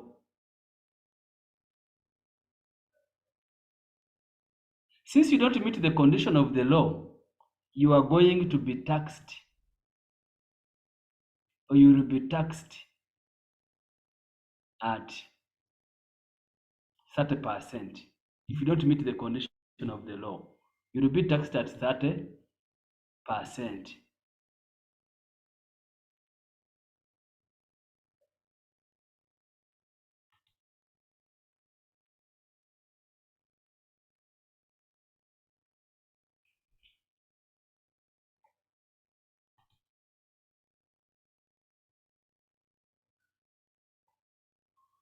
For which condition? There are 2 conditions. The first condition is what the law says here. The second condition is the second option that you are analyzing.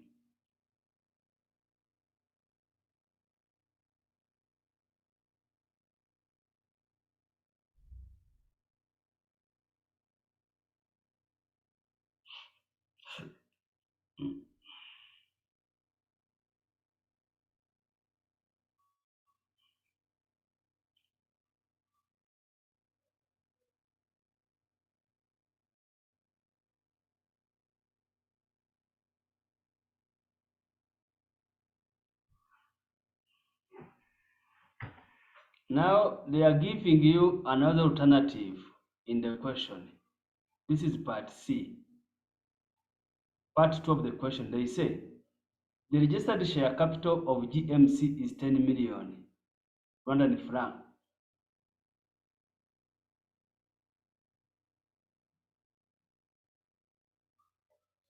This is exclusive of reserves and retained earnings. This is the registered share capital. For the second option of financing business by loan, he intends to get a loan from a parent company which is located in Germany, which will pay 10% of profits as dividend in the first year of operation.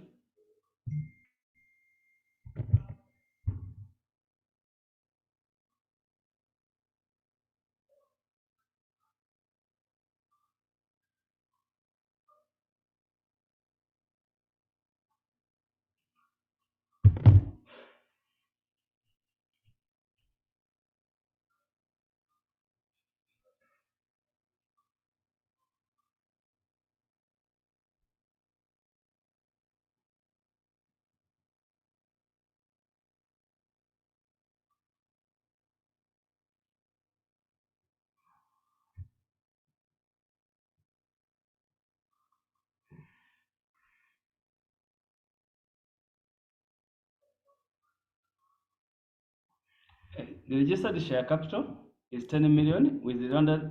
This is exclusive of that.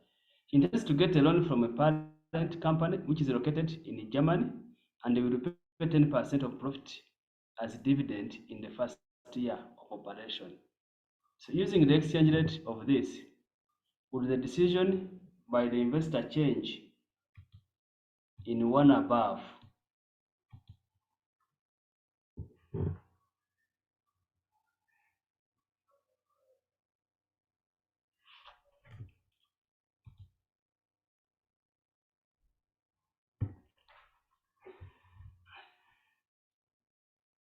The loan senior capitalization program, the one reading the second law,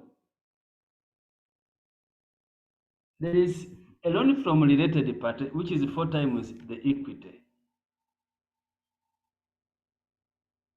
But we have a marking guide. You can consult the marking guide and see how the question was. Maybe I'm the one looking at it in a different way.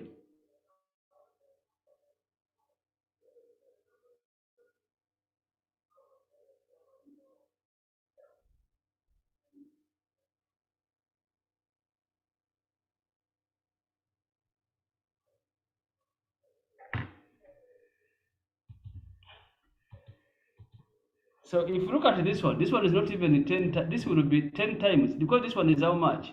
This is 10 million. 10 million is how many times? Because if you look at this one, the required capital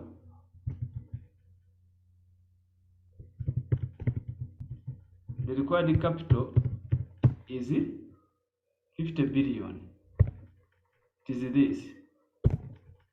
And the issued share capital is, I don't know if this one is in 3 zeros. Issued share capital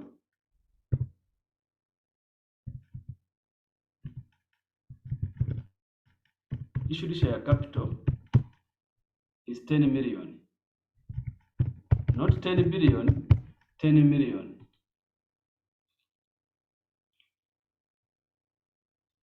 So the proportion of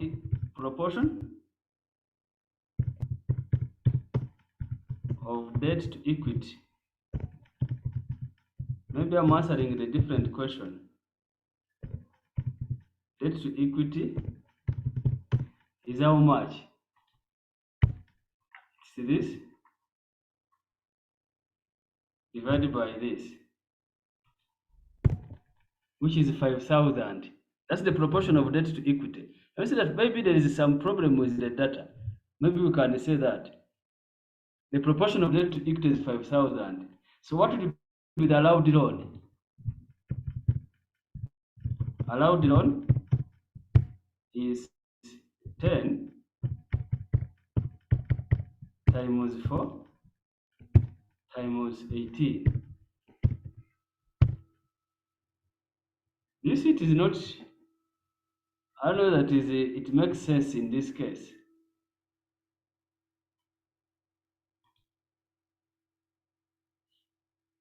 It is in Rwandan franc, or is it in US dollar? Look here. It is 10 million francs. This is 10 million francs.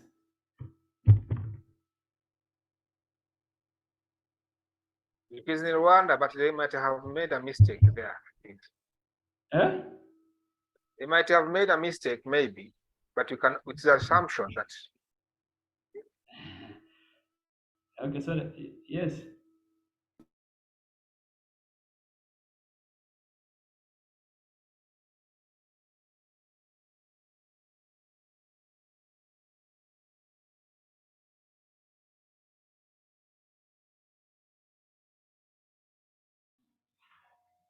Probably it is this.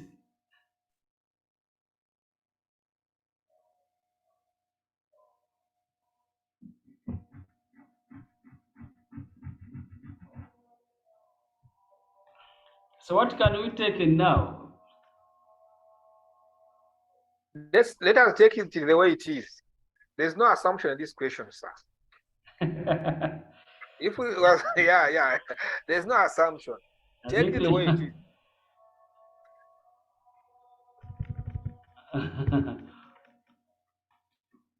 Times 4 times 10. Eh?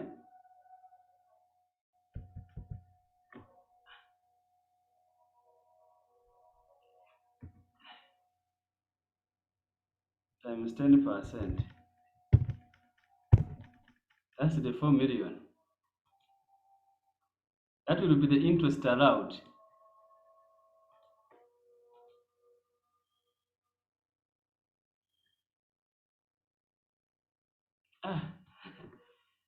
Estimated profit. I don't know if estimated profit is 20.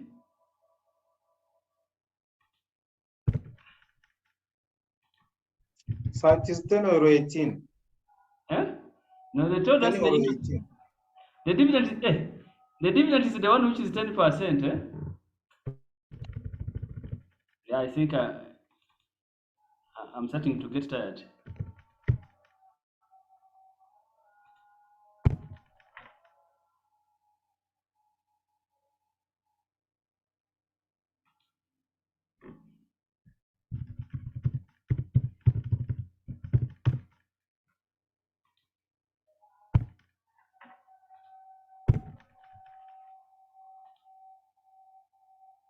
Okay. Isaac, what you say? No, no, no.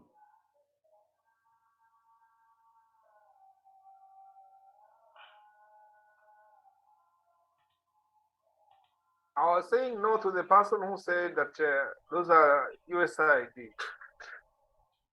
Okay.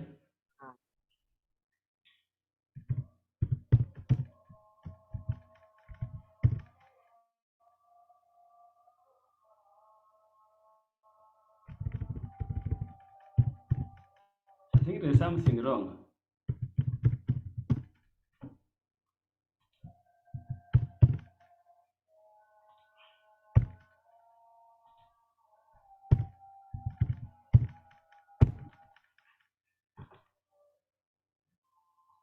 It's still the same issue. There will be no change. That 10 million might be in USD. Yeah, probably.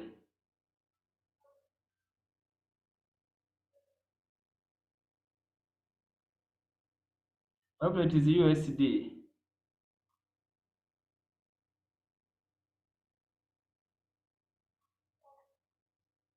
But can we assume that, or we answer the question the way it is?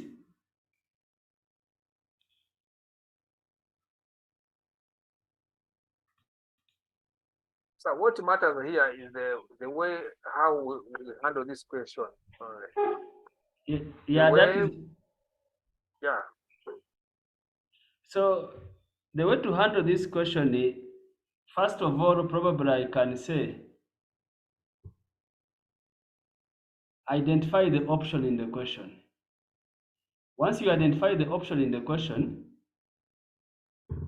then look at the tax benefits on each option. For example, if you look at the first one, the benefit that we are analyzing is the 15%. That was the benefit. If you go to option 2, you are paying an interest at 9%, at 15%, but you are going to pay tax at 30%. But you may enjoy a big interest rate.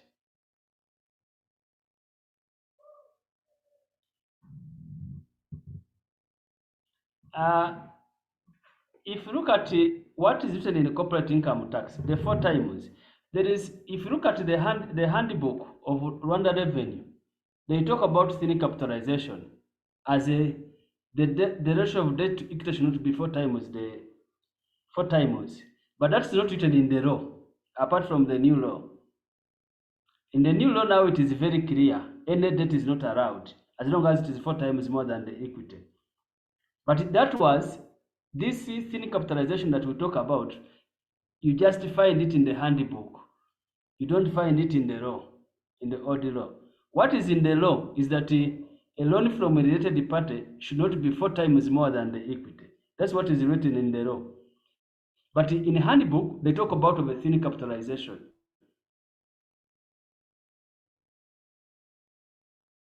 I think that's where we have a challenge. Probably that is a ministerial order which you may need to look at that brought that part.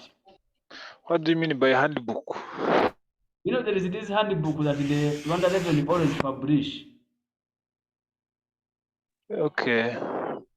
Yeah, that's why you find that part of thin capitalization, but you don't find it written in the law. What is in the law is this part, the second part, which is 4 times the equity.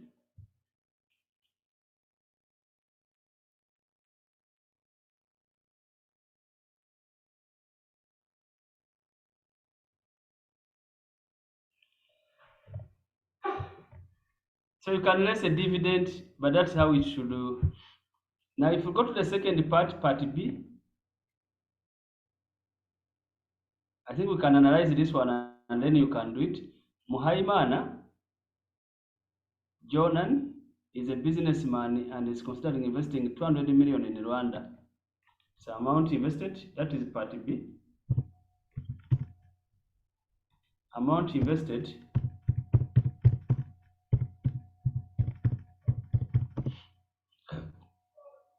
is 200 million.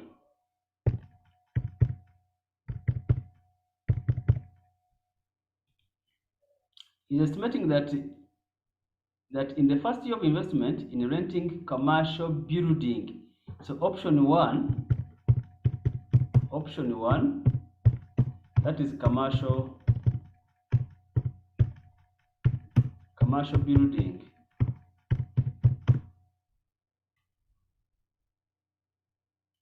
That is the option one, is net of commercial building. We will generate a revenue of 300 million. So our revenue, our rental is 300.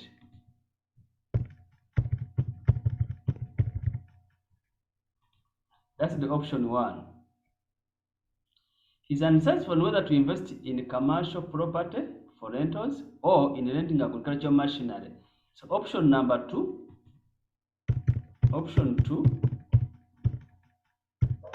rent of agriculture equipment.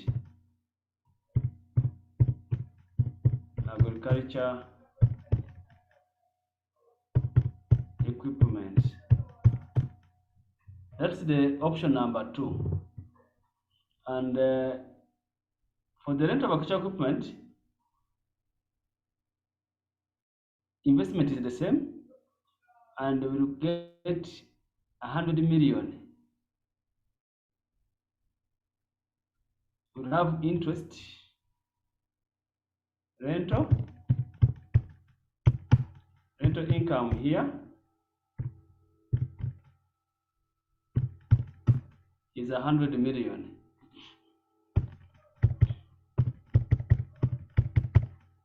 That's the rental income. And both options has to pay interest at 50%.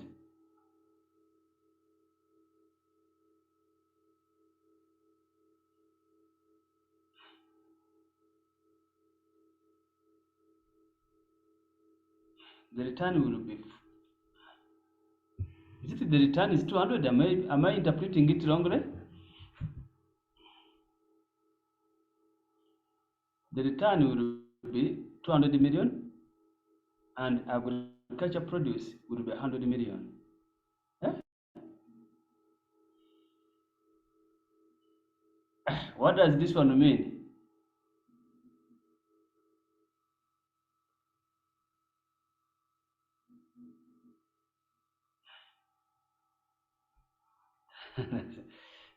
The information is confusing here. Which one is the income in these two?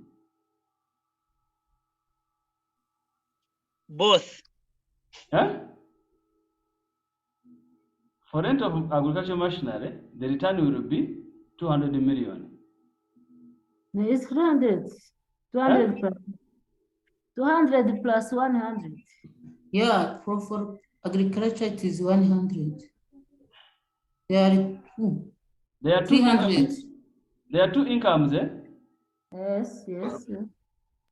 Of course, there are two incomes. Both are incomes. These are both incomes, eh? Mm. Okay. So the rental income is 200.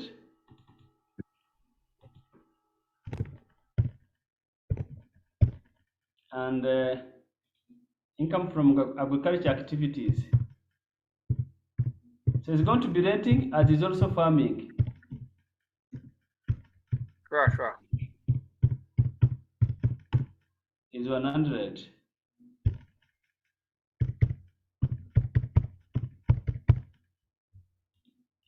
Then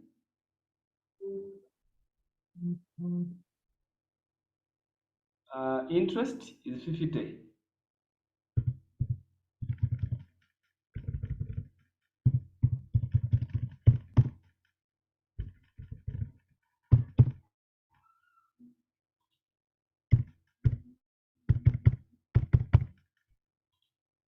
and the cost of the properties, the cost of commercial property is 100 million. That is in option 1.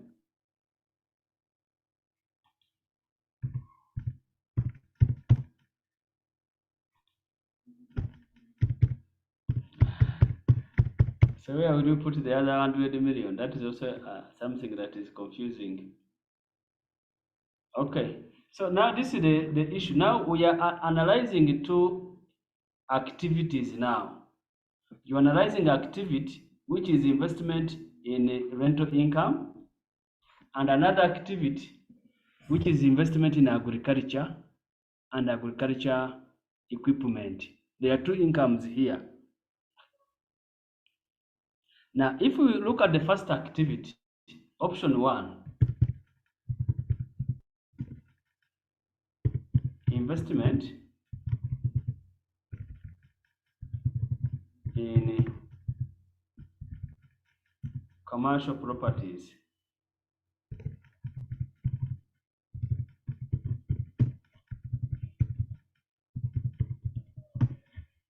So our rental income, our gross rental income, we said it is 300.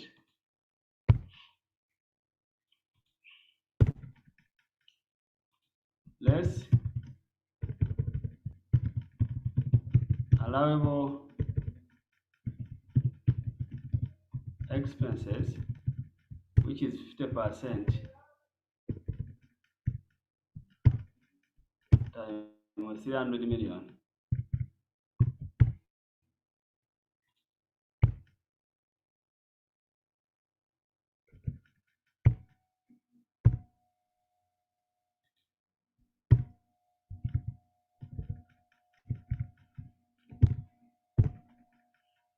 Then I less interest.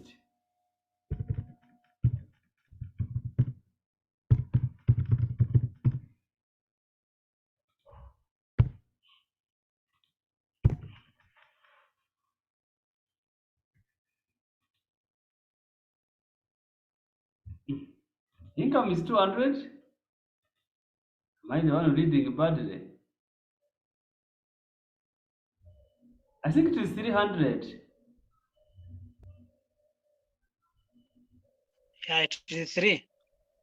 Someone is saying that it's 200.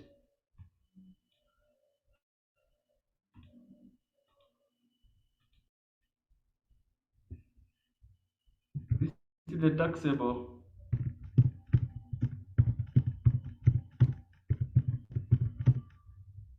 So the tax will be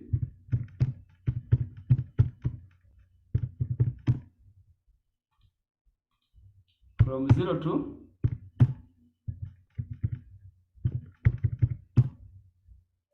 180, sorry.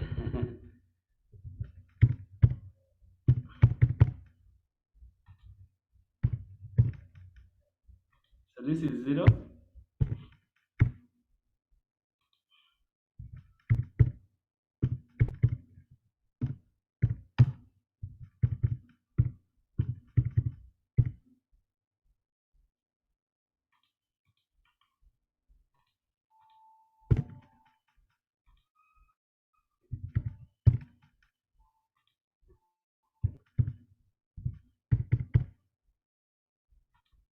Then from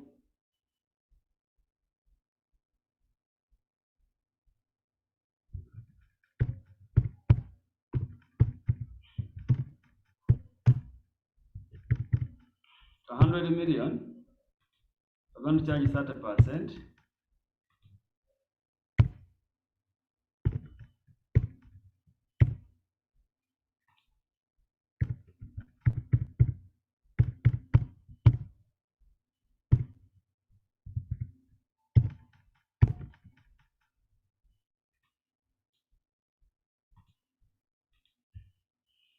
This will be the tax.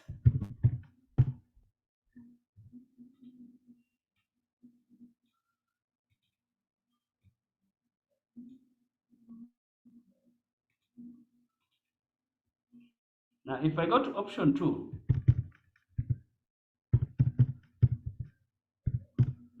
income from agriculture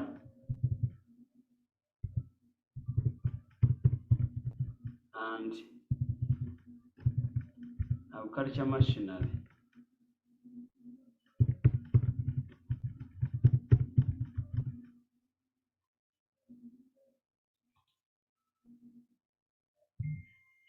Interest is given.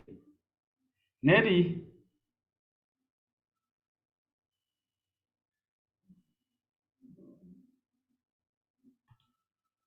So interest, I think it is for the first option. They said both option. On both option, it is 50.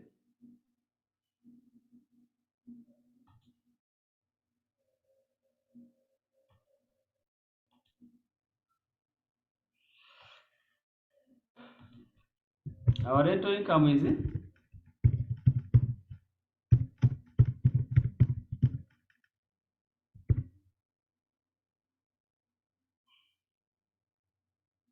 it is 200.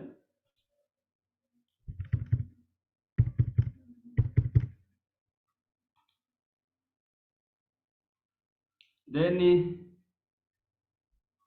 with this alive expense,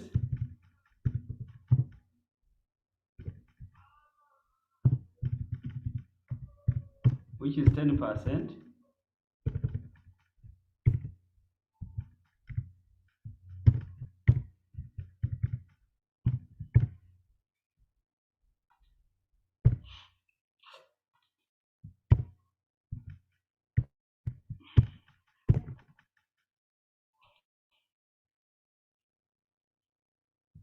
Interest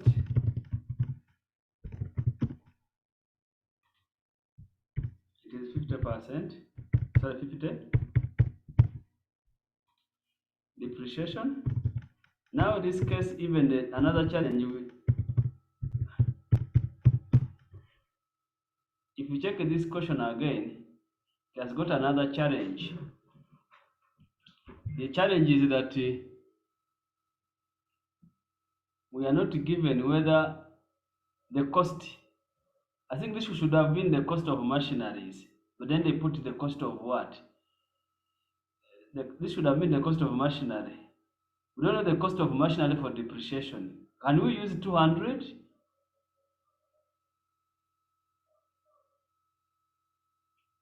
That's the challenge we are having now. The cost of commercial property was irrelevant. What we need is the cost of machinery.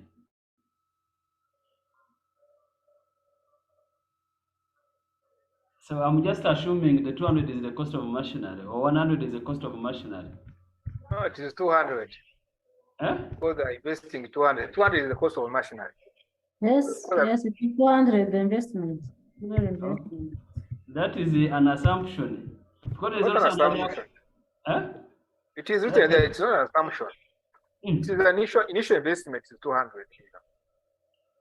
But really, you are investing in machinery, but you are also doing agriculture.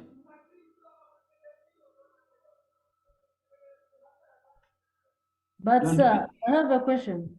Yes. Why don't you consider a capital allowance depreciation? No, have they told us that it is a registered investor? On the commercial building. Is it? No, commercial building we are using decentralized tax. We don't depreciate in decentralized tax. Okay. So for this depreciation rate, why can't we use 5? Machineries. Yes. These are not heavy industry because 5 is a heavy industrial machine. How can you differentiate with heavy and the other machinery? That's where the challenge is low. It is in the low. But these are agriculture equipment. Can we expect that they are heavy industrial machine? The problem is to know the heavy machinery, the type of heavy machinery, what is it? And what if it is a tractor? Tractor is not heavy machinery. No, tractor is not a heavy machinery.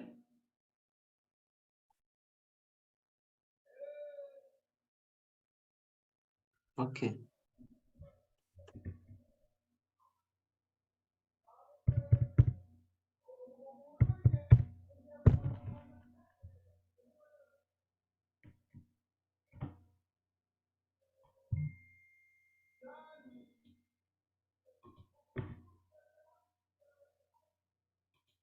This is the taxable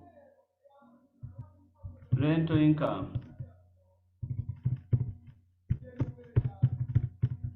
Then we add the agriculture income.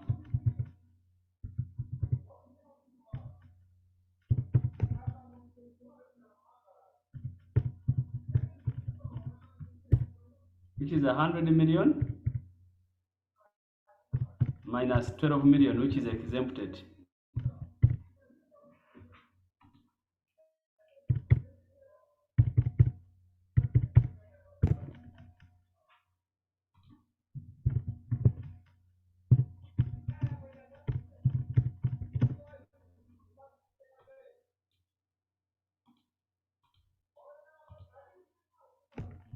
Then tax liability.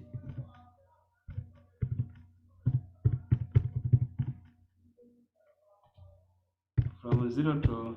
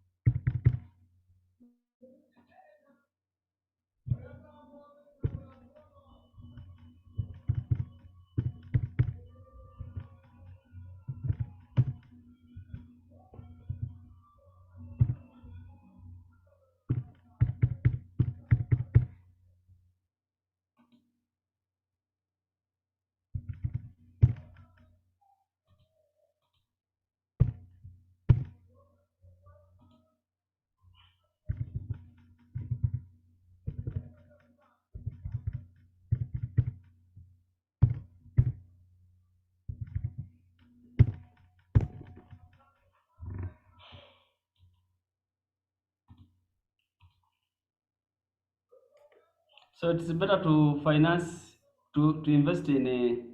If you look at this is the tax here and this is the tax here. So it is better to invest if you are to minimize tax. Better to invest in commercial properties.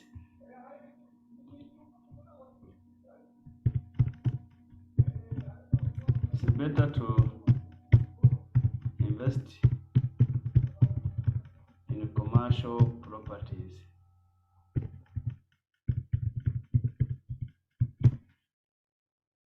And if you have a question there,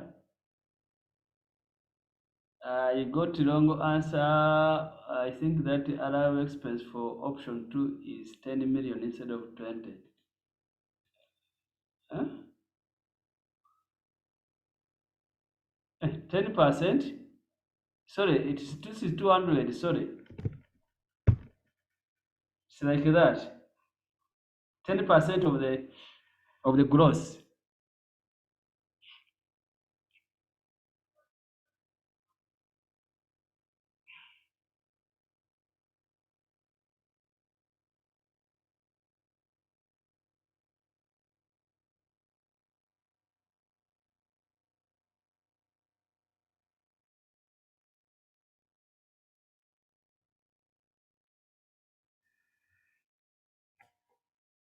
Any question here?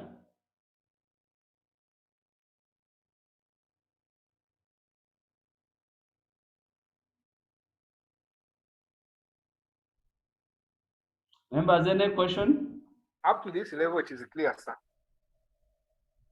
Okay, then I think the other question is still on the same paper. Yes, I will share. This one we can go through it, but you can do it. This was question number 1, which was on corporate income tax.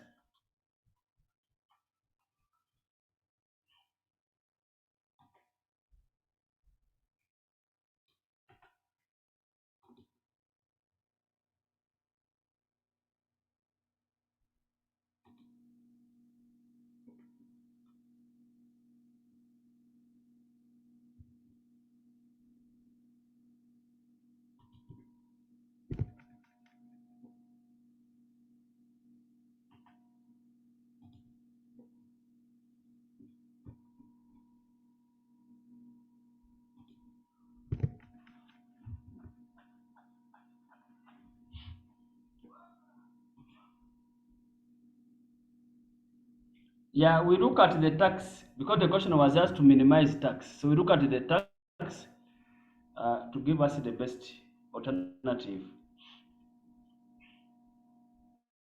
Let's look at this question. Probably we can go through it very briefly and then you can, because modern breweries, this is question number 1 of the other sitting. Modern breweries was incorporated in Rwanda in the year 1999. It was listed on the Rwanda Stock Exchange in that period. And this is 20%. It means the tax you are supposed to calculate. It was listed in 2019 and we are preparing for 2020, I think. We are preparing for which year?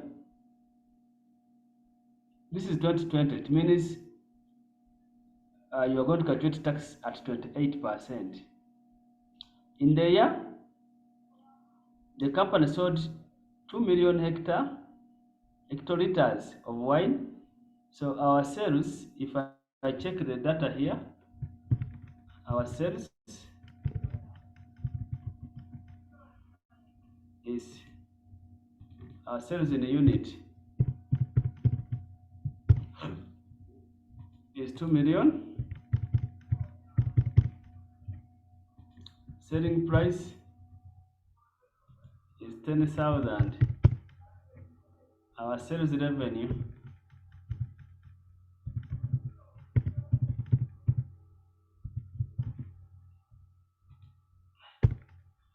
is this times this. That's the sales revenue.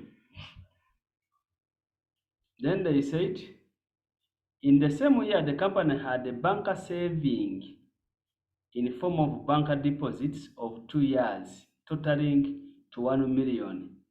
Now, since this one is an allowable income, but since it is exceeding to 1 year, there is no withholding tax on it. Come again. Because they said they had a deposit. They had a deposit of 2 years, which is 1 billion in the bank. And the interest rate is this. But you will not have a withholding tax on this interest. You can pay corporate income tax, but you cannot pay withholding tax. There will be no withholding since it exceeds 2 years.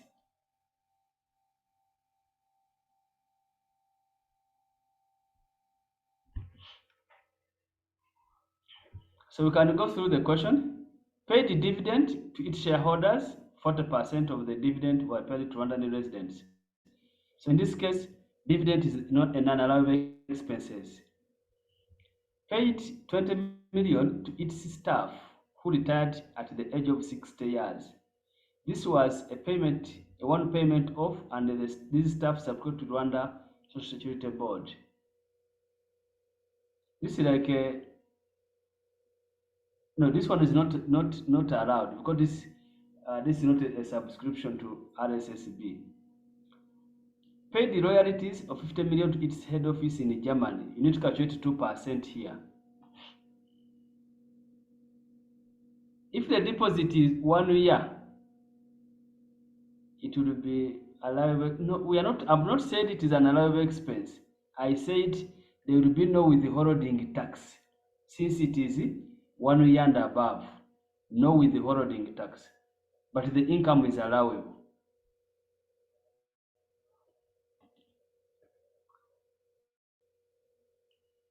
So on royalty, you need to calculate. Excess of 2% will not be allowed.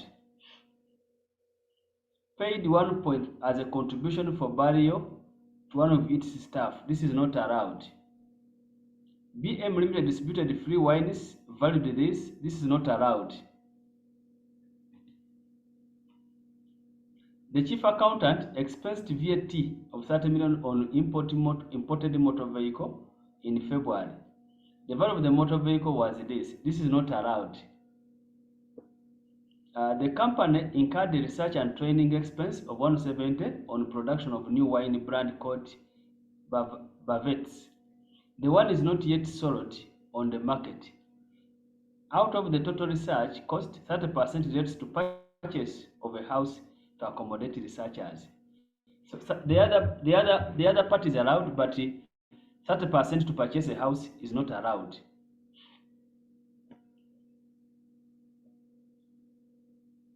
The three directors stay in MB Limited House located in Kachir, and these directors paid rent totaling to this. This is not allowed. This is not a business expense.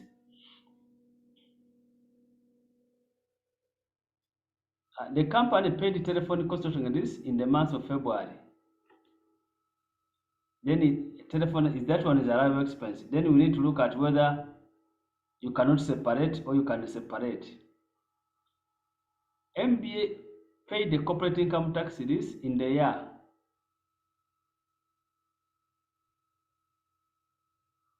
This is not an expense still. MB had a loss of this in the year 2019, and the accountant has not utilized it since. So we shall consider this loss. MBA Limited has a policy of paying contribution to its staff who retire in order to motivate the remaining staff to work hard for the company for many years and minimize staff attrition. What is the amount? Element paid directors cash allowance for accommodation, and it is taxed in the payroll. It means it is allowed. The cost of telephone relates to airtime. I think that's where they're explaining some of these terms.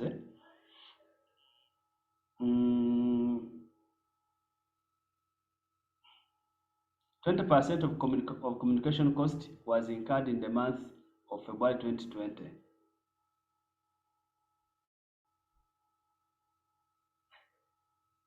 Relates to airtime to staff who work at night in the plant machinery department. 20% of the communication was a cost. So which year are we doing? Are we 2020? I think these are 2020. 2020. So if it is a cost of 2020, is it allowable? I think it is allowable. Yes, it's allowable. 40% of unauthorized relates to the loss carried from 2014. So 40% of the loss has already expired, I think, because the loss should be 5 years and 2015. So we have 2016, 2017, 2018, 2019, even 2015. 2014 has expired because we are in 2020. We are calculating 2020, 2020, 2021, 2019, 2018, 2017, 2016. The other laws of 2015 and 2014 have already expired, so we cannot consider them. You skipped point 4. MB accounting profit in 2020 is this, before wear and tear allowances. So this was the reported profit. So we can go through it very computation of taxable profit.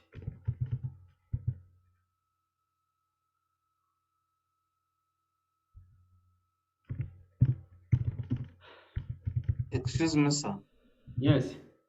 You've said this company is going to be taxed at 28%, since Yes. it is not invested in a priority sector. They said no. It listed shares to the public. This is the condition here. It listed shares to the public. Okay. This is still 2014, March 2022. Still the same paper. I think all the questions we have done today are March 2022.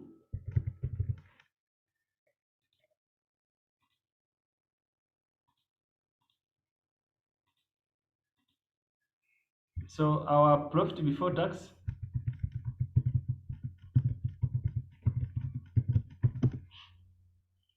we have 200 million, I think.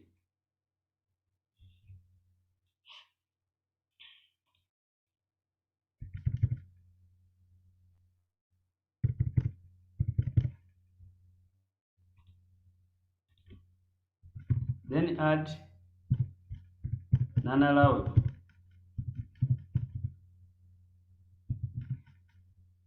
Or add it back.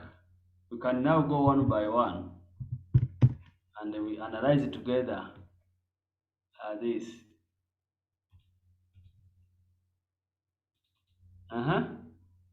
Paid dividend to shareholder, 40% of the dividends were paid to Rwanda and residing in Rwanda. So it's not an expense. So dividend paid, if it was reduced, that's the challenge. These are the expenses. So dividend is not dividend paid, not allowed, 40.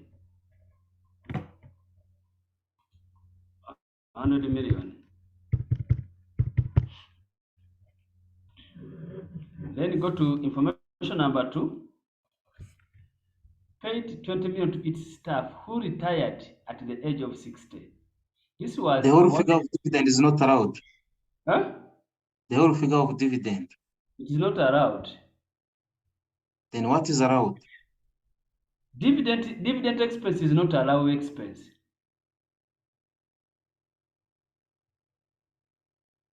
We pay dividend from profit after tax. We don't pay dividend from profit before tax. Isn't it like that in accounting?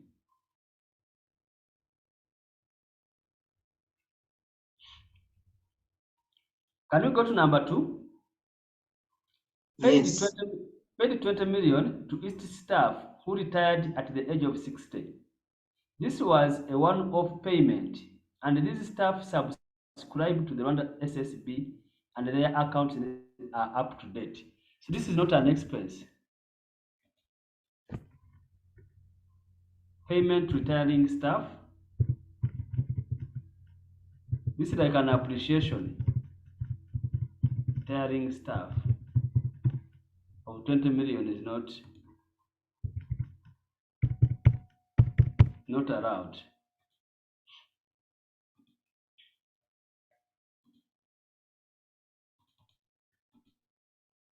Then come to information 3. Paid royalty fee of 500 to its head office in Germany. So we need to make a working here. So working 1, royalty fee.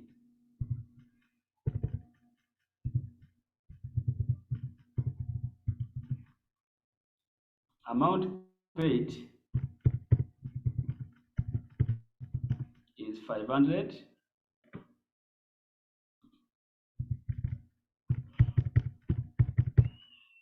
Allowed should be 2% times our sales, which is 20 billion.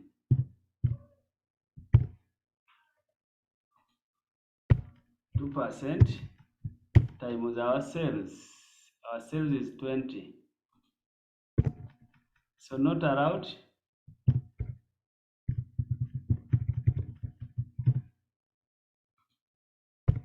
is this minus this.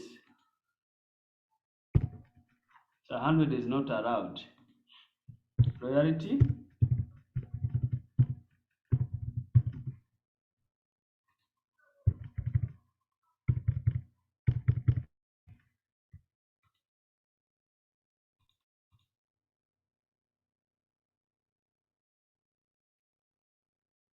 then you go to, this is working number 1.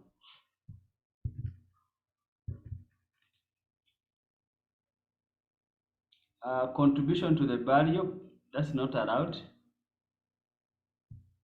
Barrio expense.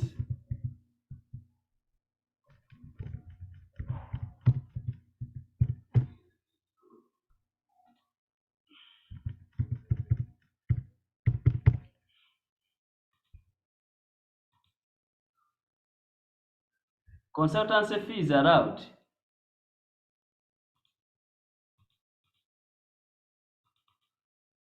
Then you go to note number 5. Distributed the free wines. Valid this is not allowed. Free wine to staff of 40 not allowed.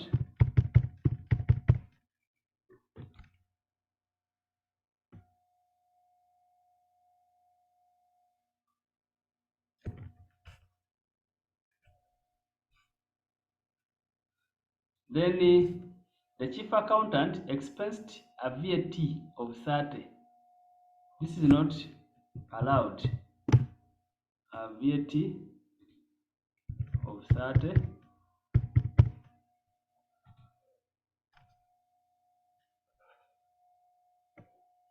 Then come to this one. The company incurred a research and training expense of 170 on production of new brand. But the wine is not yet sold on the market, but they have incurred the research. Out of the total research cost, 30% relates to house. So research, 30% is not allowed. 30% times 170.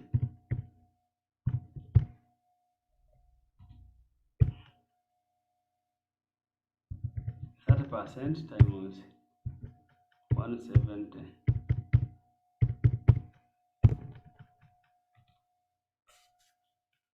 Then I go to note 8.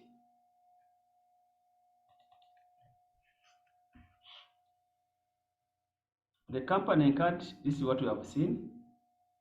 The directors, this one is not allowed. Houses for directors, since the house have been depreciated. For directors, 60 million are not allowed.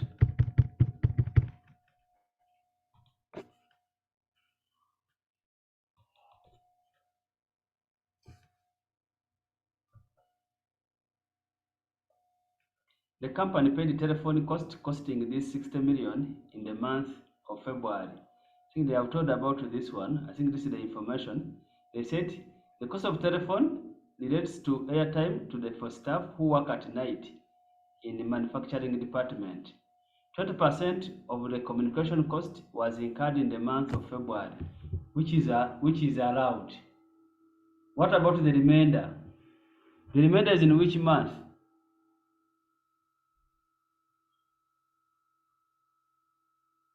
Huh? So Remember, I think this is not it is related to the question about VAT. Eh? There is a VAT which is to be calculated in February only, 2020. Okay, on February only. I think it is because this is why they put this in February. Okay. So the whole communication is allowed.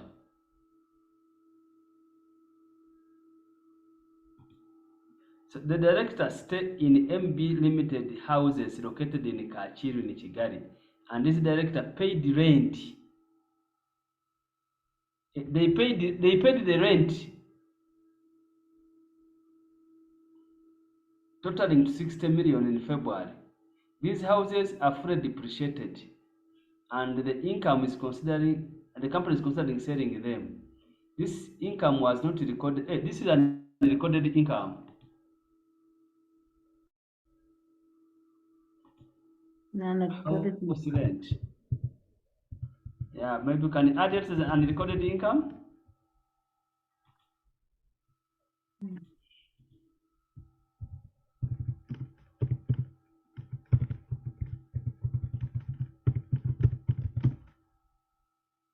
I thought the company is renting for them a house.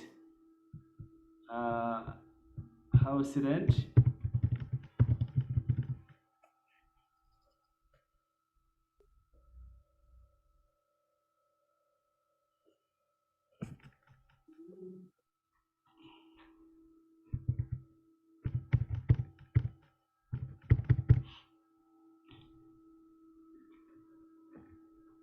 If you go down,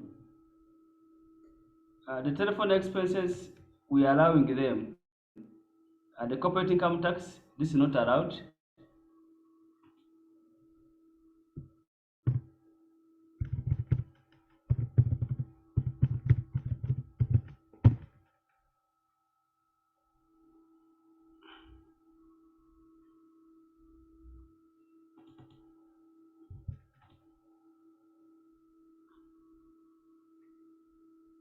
This is a loss.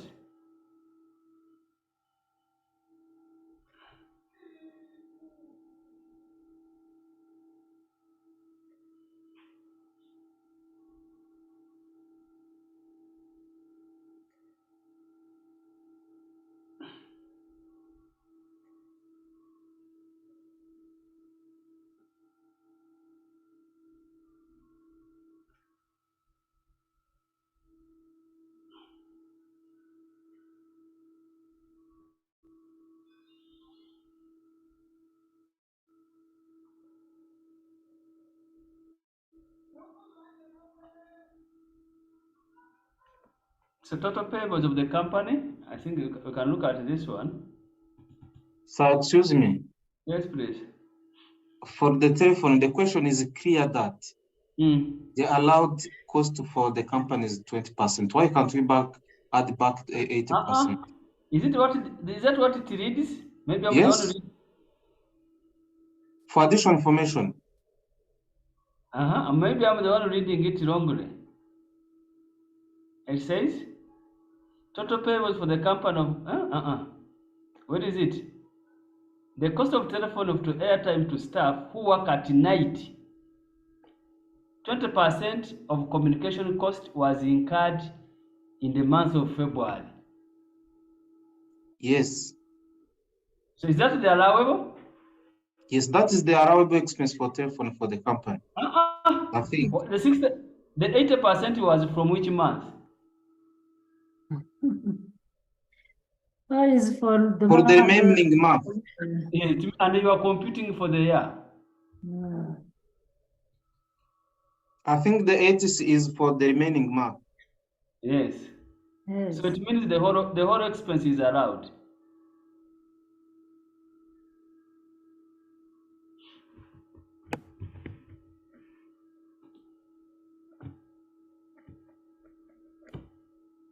Okay. And even this one, I think it's for purpose of VAT. The total payable for the company as August this were 200. These are the invoice for raw material purchased in January. This is also for VAT.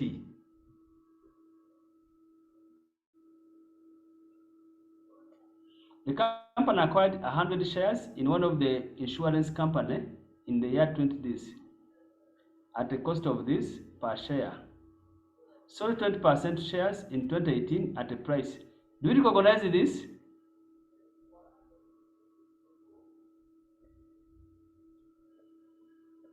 Members, are you there? Do you recognize this information number 6? No, it is for 2018. This is for capital gain, I think. It's a capital There are gain. many questions, sub-question there. It is not concerned the year. Not concerned in this. It's not concerned here in 2020. What is this? The shares were sold in 2018. Now the question is this income included in our profit?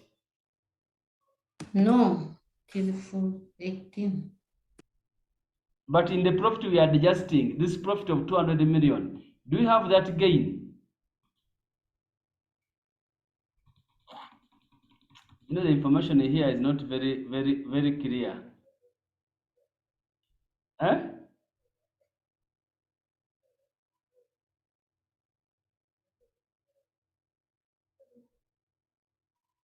Are you getting what I'm asking? Is this profit included in our profit we are adjusting? If it is included, we need to less it.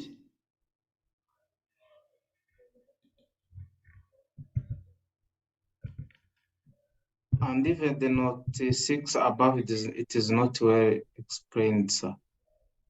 Okay.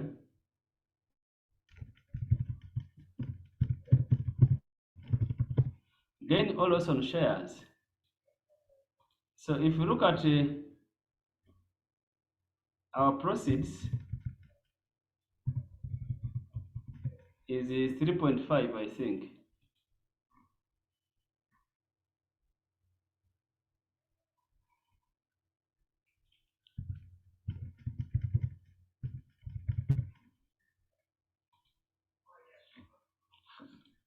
Then the cost is 4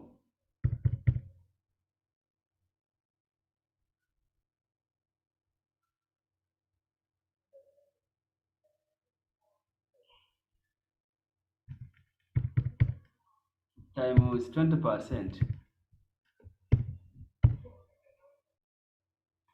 I think that is 800. Now the challenge we are having, the gain is this gain included in our profit or not? Please analyze and tell me.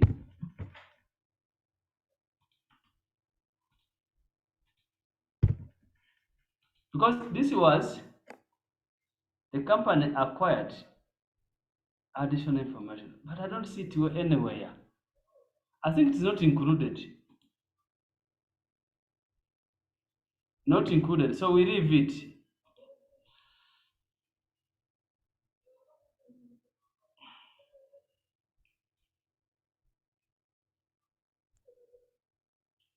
So we are having how much here? Excuse me, sir. Yes. For note 6, those payables. I think these payables. Yes. Note 6. Note 6. Below. There are two note 6s, eh? Yes, the above one. The payables for the company as of August 2020 were 250 million. These are the invoice for the raw material purchased in January. This is not allowed expense. Now, the question is, if it was not considered, it is an allowable expense. That's why it is easy to fail this type of question. So, is this amount not included in our records? If so was not, the payable for the company as of August were this. These are invoices for raw material purchased in January. Yes. So it means they were not included. This question is confusing. Yeah, that's the challenge with someone set a question like this. There's mixing data for VAT, for CIT, and for capital gain. I saw there is a mixing of many things there.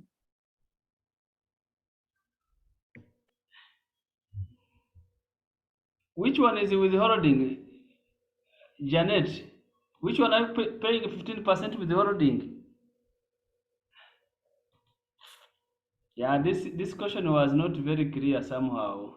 Maybe we are the one not understanding it.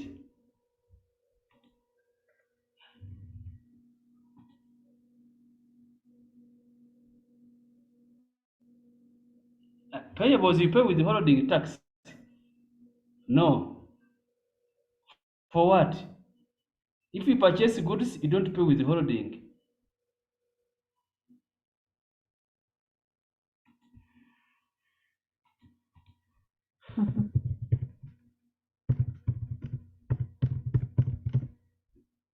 Then you can less the capital allowance. There is a loss.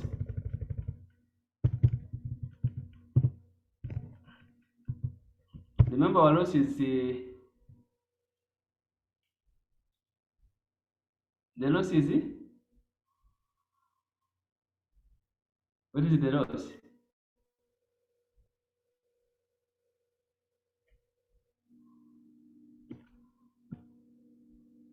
We have another income which was not recorded.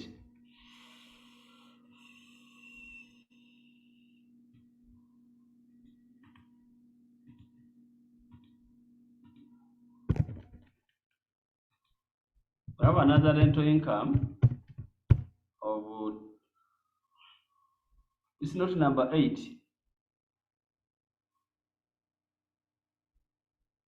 Of 20 million times 20 million.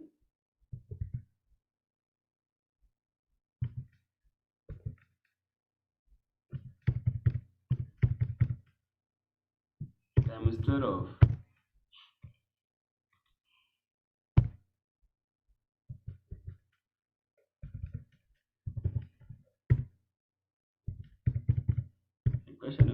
vague.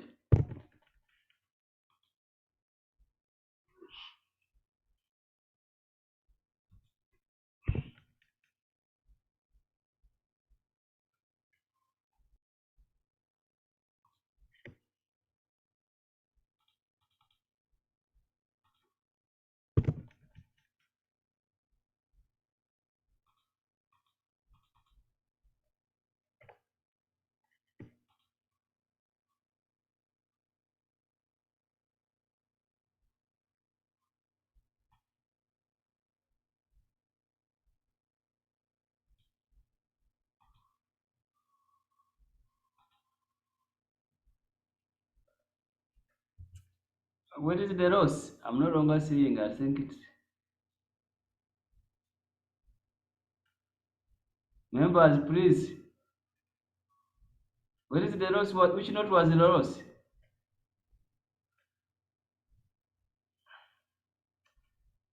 Note number 1. We have 300 and we need 60% of the rose.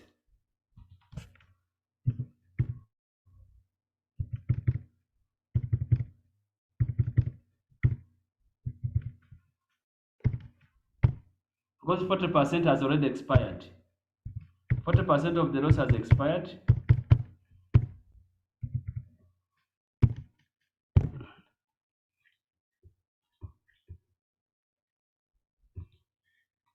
Then you can do the capital allowance. I think we finish. We stop here.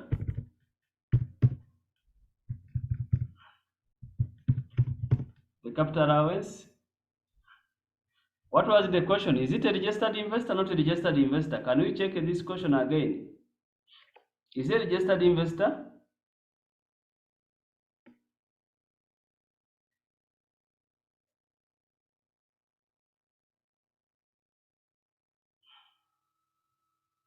So it's not a registered investor. So we just compute the depreciation.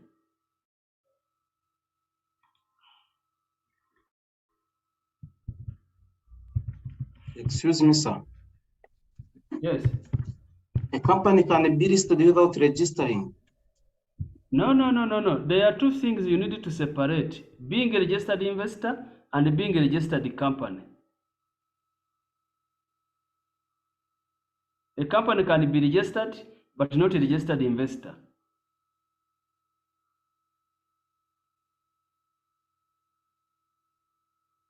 The question must specify that it is a registered investor. If it has not specified, please don't compute the accelerated.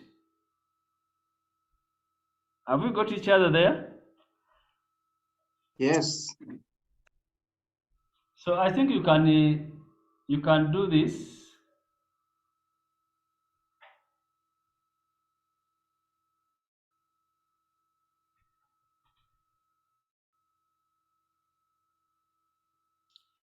So the net book value of constructed fence is this to protect the company assets. This is like a building.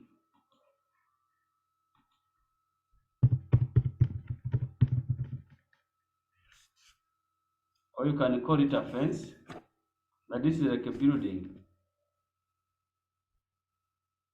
And the opening book value of building is 120.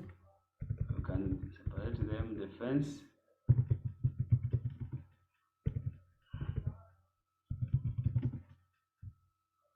We have the building.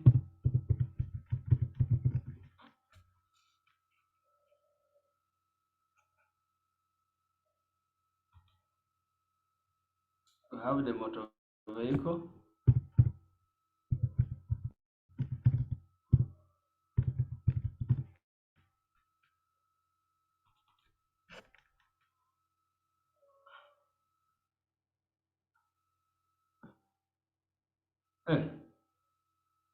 It is registered. It's a BM incorporated certificate from Rwanda Limited has a company incorporation certificate from this. What does it mean? BM Limited has a company incorporation certificate. It's not an investment license. computers.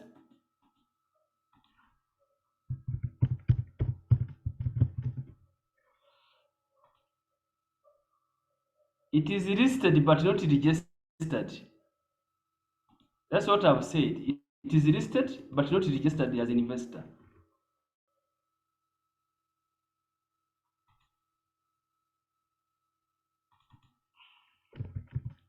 So the fence is a plant. This is 50 million.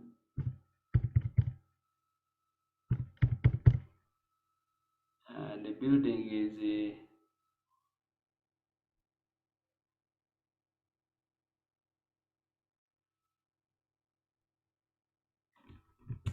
question was even very bogus. 120. Motor vehicle 90.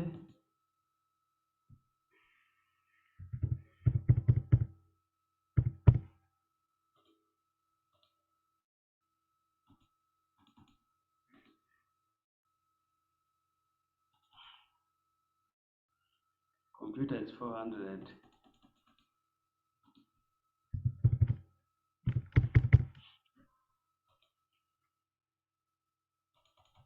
Then you have a plant.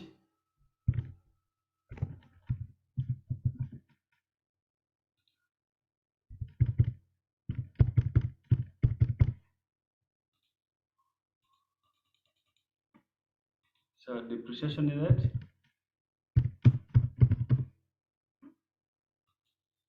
is 5%. Is 5%.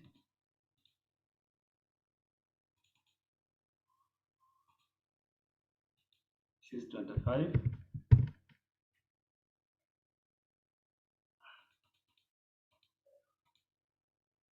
This is 5%.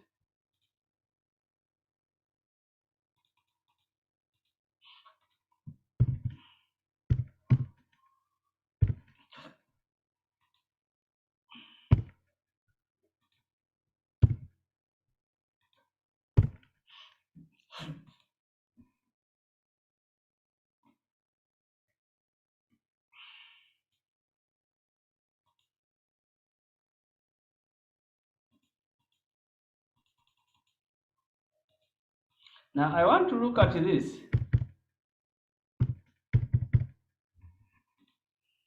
You see this computer. I want you to look at this. As we discussed, the computer has a book value of 400. And we said that if the book value of the asset is below 500, you don't depreciate again. The whole value is considered as a depreciation. So the whole value of this computer is considered as a depreciation. So we don't depreciate the computer again in this case. Because the value Come again, sir. Look at this computer.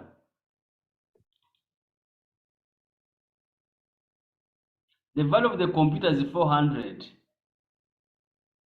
And according to the law, if the value of the asset is below 500, you don't depreciate again. The whole value is considered as a depreciation. So in this case, we don't calculate any more depreciation on this asset. It is for all asset or for computer only? All asset, as long as the book value is below 500, we don't depreciate again. Okay. So you cannot calculate depreciation on the computer because the value is below 500.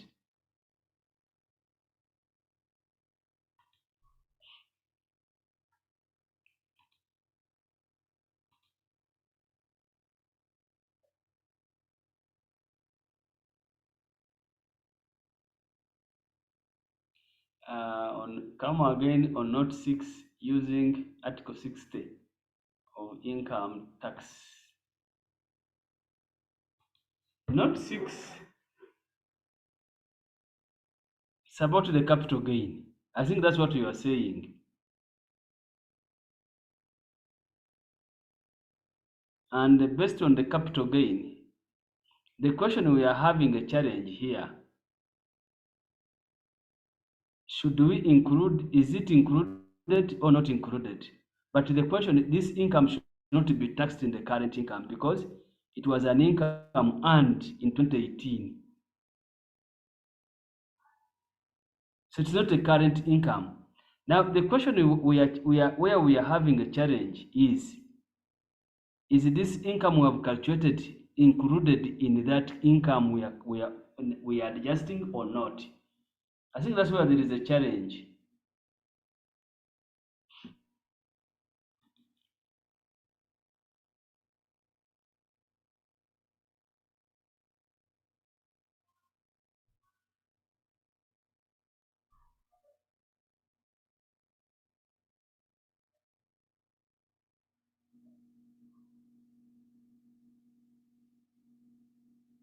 This is like another.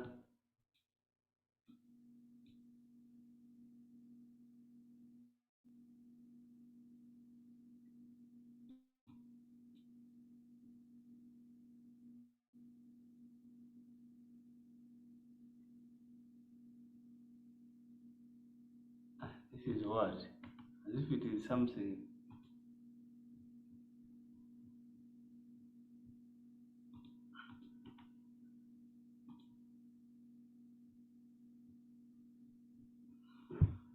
So I think we are getting tired.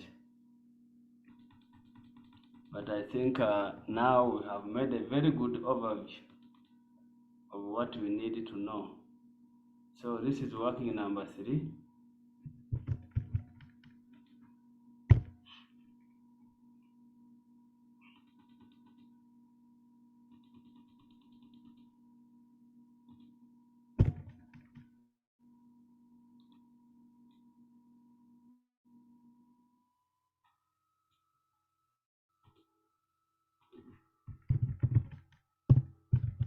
Hello, sir. Yes. What about the research and training? Research and training, I think we talked about it somewhere. Isn't it here? Research. 30%. Yeah, I have seen it.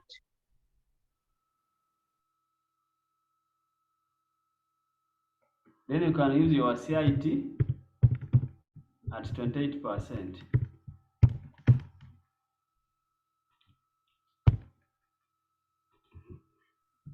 Doesn't affect in the computing accelerated depreciation? Can you accelerate the depreciation if it's not a registered investor? That's the challenge we are having. Can we accelerate if it is not a registered investor? And to make matters, these are not new assets. These are book values. The question is saying the book value at 31st is this. These are the book values. There is no new asset. Maybe this was one with the opening balance, the one which was purchased here. But these are assets that are already there and is not a registered investor. I'm not seeing for me calculating the accelerated depreciation from this question. But this fence was this fence. Huh? This fence was constructed in 2020. Which one? The fence. MB constructed the fence. Yes, this one is new. Constructed the fence in 2020 or 50 million. But is it a registered investor? That is the issue, but I don't know. Yeah, that one is new, but it's not a registered investor. Okay. And even the current exchange rate, this one is still below 50 million. 50,000 US dollar.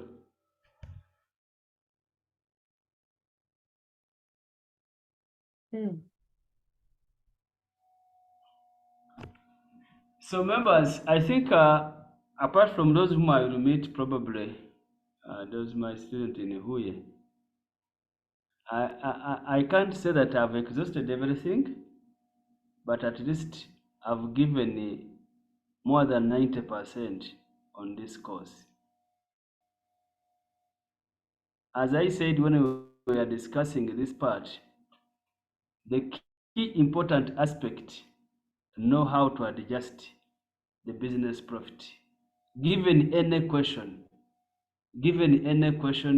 know how to adjust it. You cannot get 100% on the question. Even me now, I have done it, but if you check the marking guide, I may not have got 100% of this question. But I know if the question is 20 marks, I don't miss 17 out of 20 or 16 out of 20. That's the important aspect. You cannot get 100% on the question, but ensure that you earn enough marks on that question by making the right adjustment.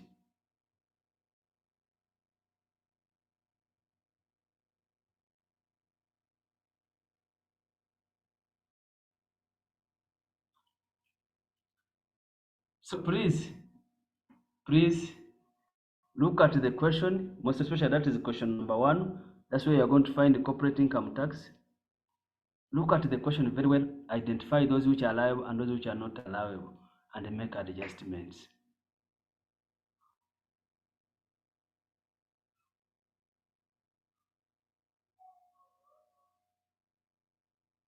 You can go with the law, but what I know that the notes I gave you, they cover at least 90% of what is in the law, or 80% of what is in the law.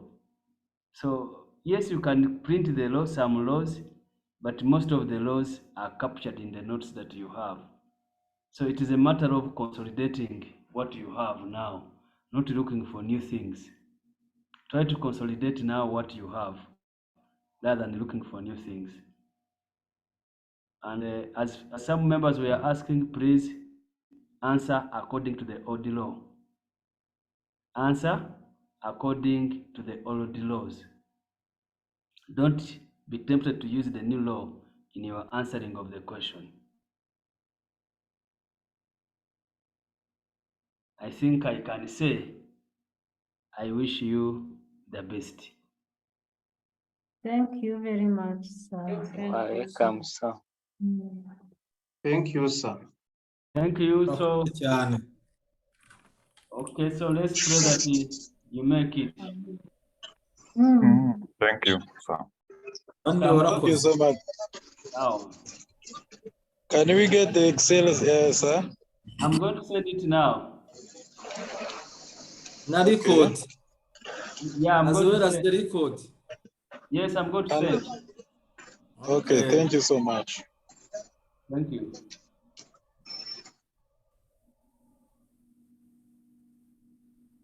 Good night. Good night too.